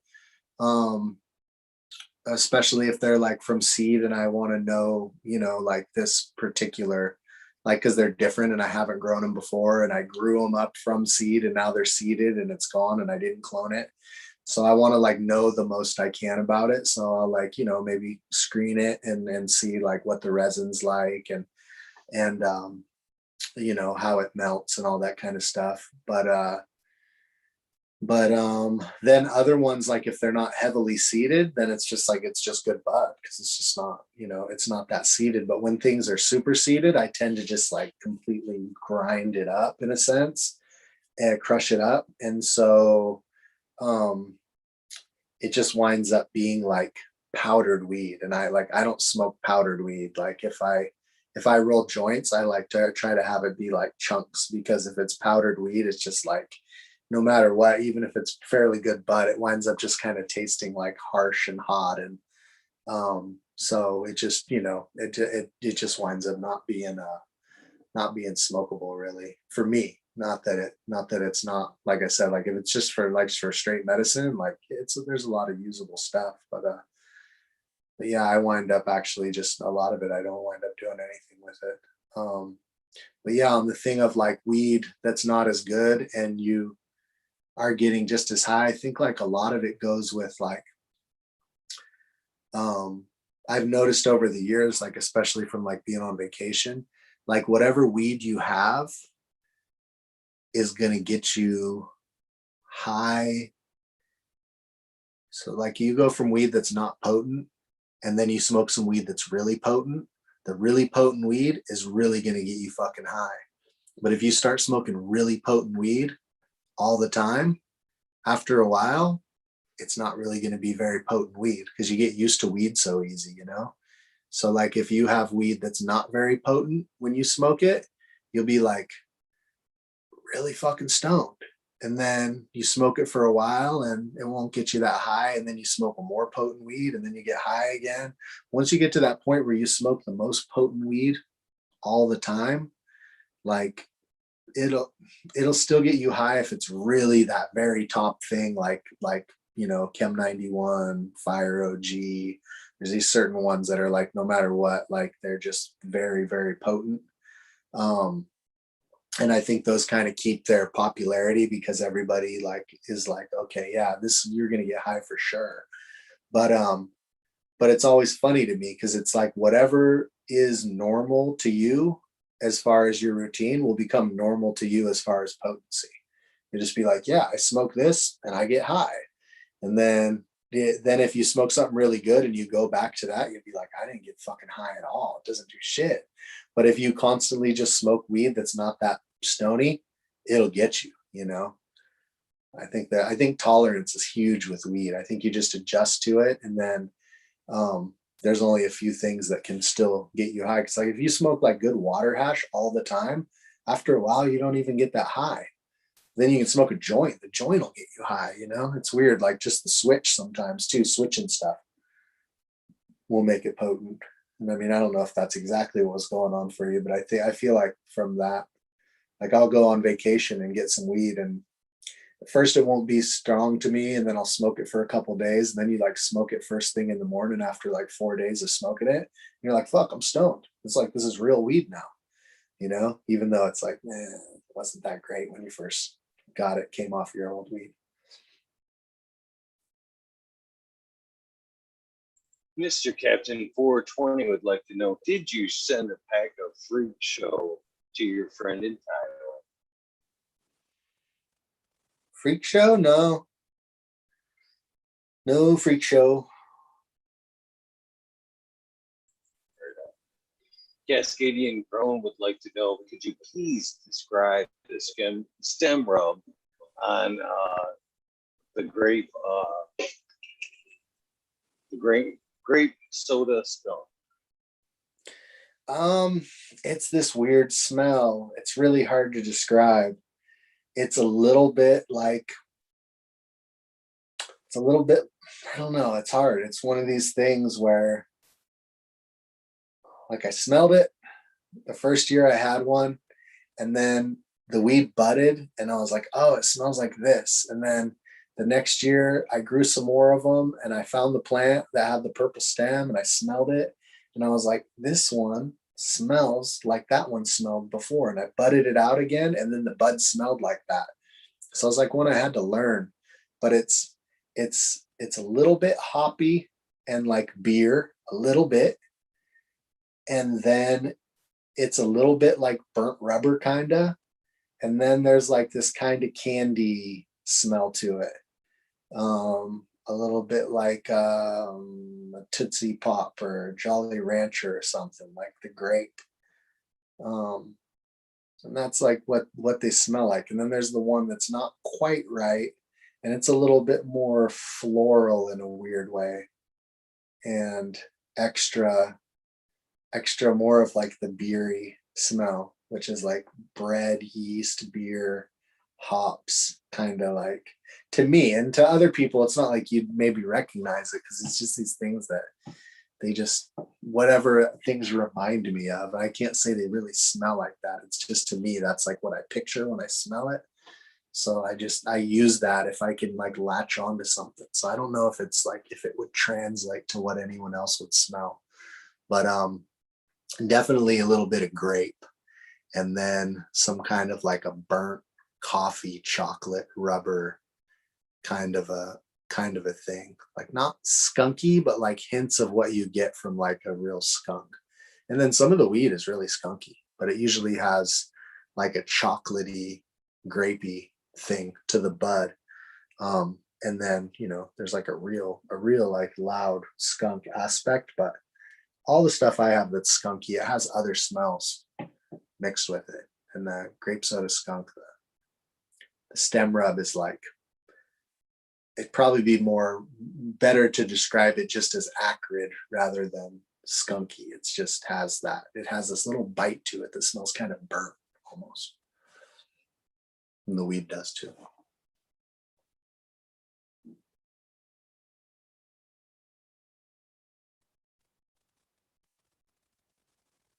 How are we looking at time, my friend? There's a couple questions in chat, but this is such an honor. I don't want to overextend my welcome here. You know what I'm saying?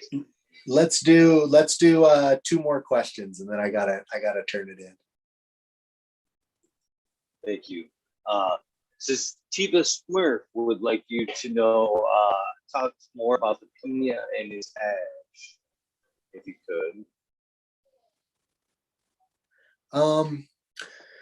So the pina is cool. I was saying earlier that came from that first stuff that I really kind of got my interest going on breeding and stuff, the Dirt Big Bud.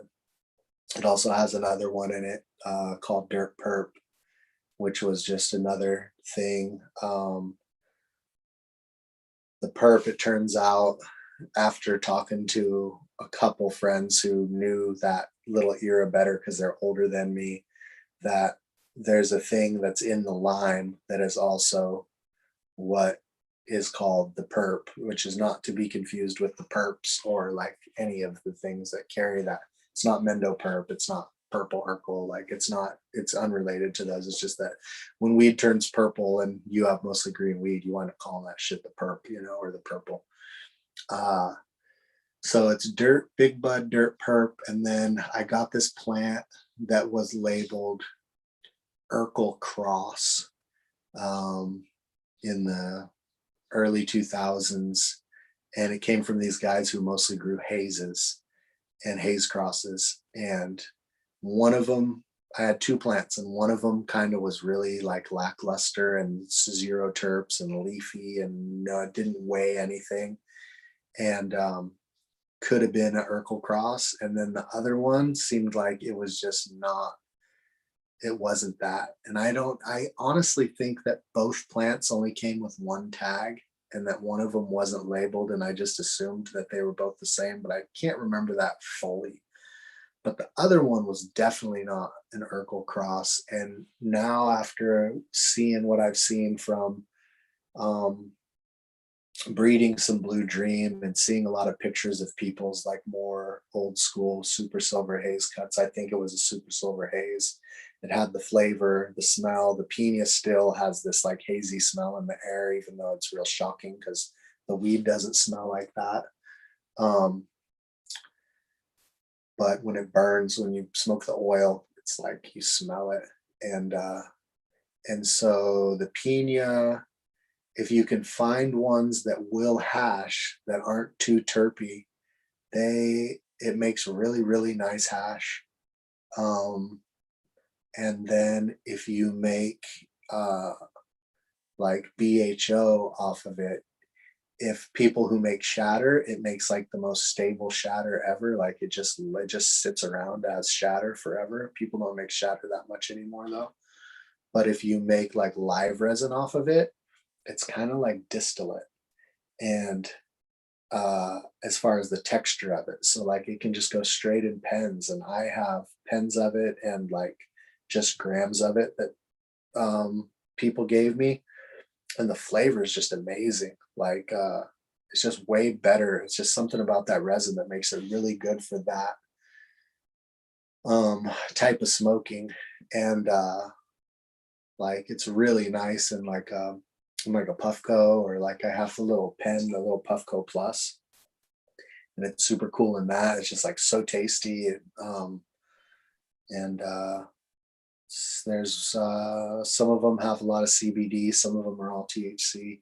The release I did though, that was the F4, they are almost all CBD dominant, and that's one line I did it. And then this year I'm going to work lines that are THC dominant, and then they're a little bit less sweet and a little bit more lean to that like super silver haze type, but they still have a lot of the sweetness, and they get like a little bit more substantial chunky buds on a little bit of a bigger plant, but they don't have that original special like Dirt Big Bud smell that I like so much. But the F4 release did have that.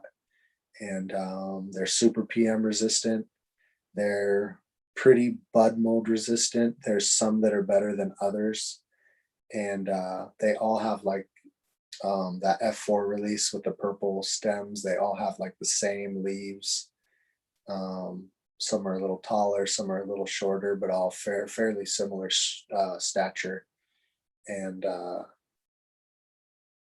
for whatever reason, everybody who grows it is like, if it's a man who grows it, they're like, my wife loves that shit, or my mom loves that shit. Like for some reason, it works well with a lot of women's chemistry or brain chemistry or whatever, that they love the high and stuff. And I don't know why that is, but for some reason it seems to be a thing. It's just like a trend that I've noticed. It's funny. It always happens that people tell me that. And yeah, that's about it. The smell is like candy, like really over the top, sweet. And it was used by Green Shock Farms to make Tropical Sleigh Ride and a couple other ones that they've made. And it's has more osamine in it than most anything else out there, as far as I can tell. And it won those things. They won a lot of awards at the Emerald Cup with those because it's a trippy thing. And I did never realize how much people would like it in contests and stuff like that. But it's like it's really a popular flavor with judges and smokers. So.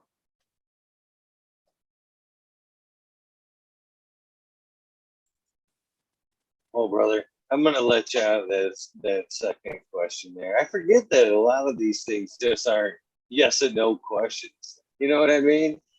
And because there's a couple. I have repeatedly. Well, I want to tell you why, because you've had, I'm sure, a long day. You've given me well over 3 hours so far. Oh shit! I didn't know, dude. I had no idea how long it's been. I didn't have a clock or my phone, so. Oh, I'm grateful, man. I just, like I said, I don't want to overextend my welcome with I gotta tell you, man, I've interviewed a lot of great people in the cannabis industry. But I don't think it was just because Mean Gene was in the name, but I was a little nervous today. Myself squaring up against you today. But man, it's been an awesome night, man. Very humble guy. I gotta believe that. Very humble guy for somebody that does amazing shit in the cannabis industry. Super knowledgeable. You're very humble, my friend, and I thank you for giving me so much of your time. To be honest with you, and hopefully you think about coming back and doing another round at some point. That'd be awesome, man. I know that I've enjoyed this. It's been a pretty epic night for me. Chat's loved this as well. And thank you for what you do in the industry in general. And hopefully that you will think about coming back at some point. I kind of hinted to the wormhole. Everybody that has done the show earns a right to come hang out in wormhole at some point. They vary from night to night when they are on, depending how long the show goes. Yeah, there'll probably be a wormhole at some point tonight. Open invitation there as well. Monday nights are always wormholes, 2 o'clock Eastern, which I would make that 11 o'clock Eastern Standard Time, right? Yes, 3 hours behind. So anytime you feel fit, that'd be awesome. No worries if you don't. The one other thing that I'd like to get from you before you go is the soundbite. I try to get my soundbite from everybody that does the show. It's going to be pretty much a commercial for the show. Basically, what I'm looking for is that old school soundbite. On my end, it would be like, "Hey, this is Eagle, and I'm on fucking talking shit with Eagle, episode 414." Something like that. You can, put on whatever you'd like, throw it. But basically, that's what I'm looking for. If you could be so gracious to give me a soundbite for this episode, I would greatly appreciate it.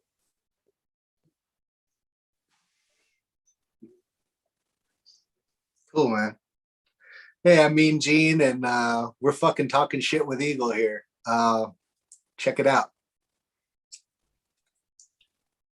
Thank you, my friend.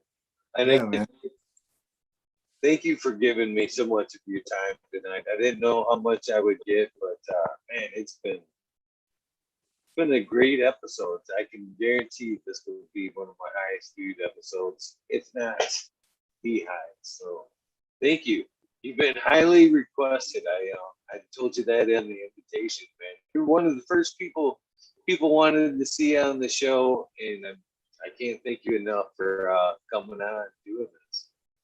Cool, man. Yeah, thanks for having me on, dude. I try to make time to get on people's stuff, and you know, you caught me at a good time, and you know, it's cool. It's been fun, and I didn't know we'd been on here. I was like, okay, I just was thinking like I'll do like an hour and a half or something, and I'm sure my wife will come yell at me when it starts getting too late and shit, and I don't know.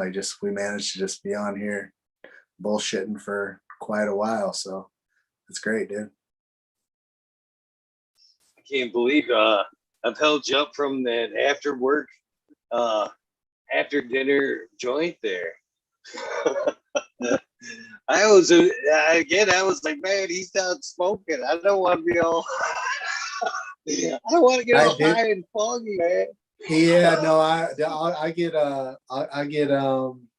I'll shut down about 40% at least, you know, if I'm doing this kind of shit, or I'm working at a show or whatever, I'm like, no, I'm not going to be smoking, because I'll kind of just start to be like, kind of antisocial, you know, like I'm not a super social smoker anymore. I really like to get really fucking high if I'm like at the beach, just like staring at the ocean or something, you know what I mean? Or if I'm like trying to like sit and think, but when I'm trying to communicate, I'll just kind of be frazzled, and everything is a little bit more challenging. And it's not a new thing. I realized after not smoking quite so much weed that I've always done that. Like for years, I thought I was like kind of like shy and anxious, and then I stopped smoking so much fucking weed, and I was like, oh shit, I'm not really shy at all, but I've been fucking high for 25 years. So, okay.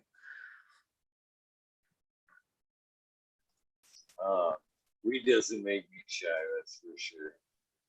It depends on the weed. I never know, you know, I'm always trying new ones. If I smoke like the Cuban black haze, I'll just fucking talk usually, you know what I mean? But you know, yeah, I can never tell. Never know. And then you know, I'll get kind of self-conscious and shit, you know, get kind of weird. Well, I want to thank you. I know you're probably getting tired over there, so please consider coming back again. A huge thank you. If I don't cut it off now, I'll keep you all night long. So thank you. Thank your wife for not not cutting us off at an hour and a half. I'm very grateful for the extended time, and thank you for everything you do in cannabis. We'll talk to you again soon, hopefully. Hell yeah, thank you, man, and have a good rest of the night. You too. All right, later on, everybody. Yeah, you too, man. Mr. Mean Gene, Freeborn Selections. Thank you. What a great night it was.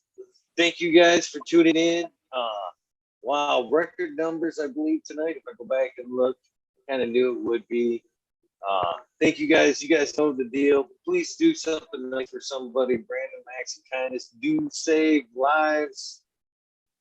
I'll never quit repeat that mantra. Give me a few minutes and I'll wind up the wormhole.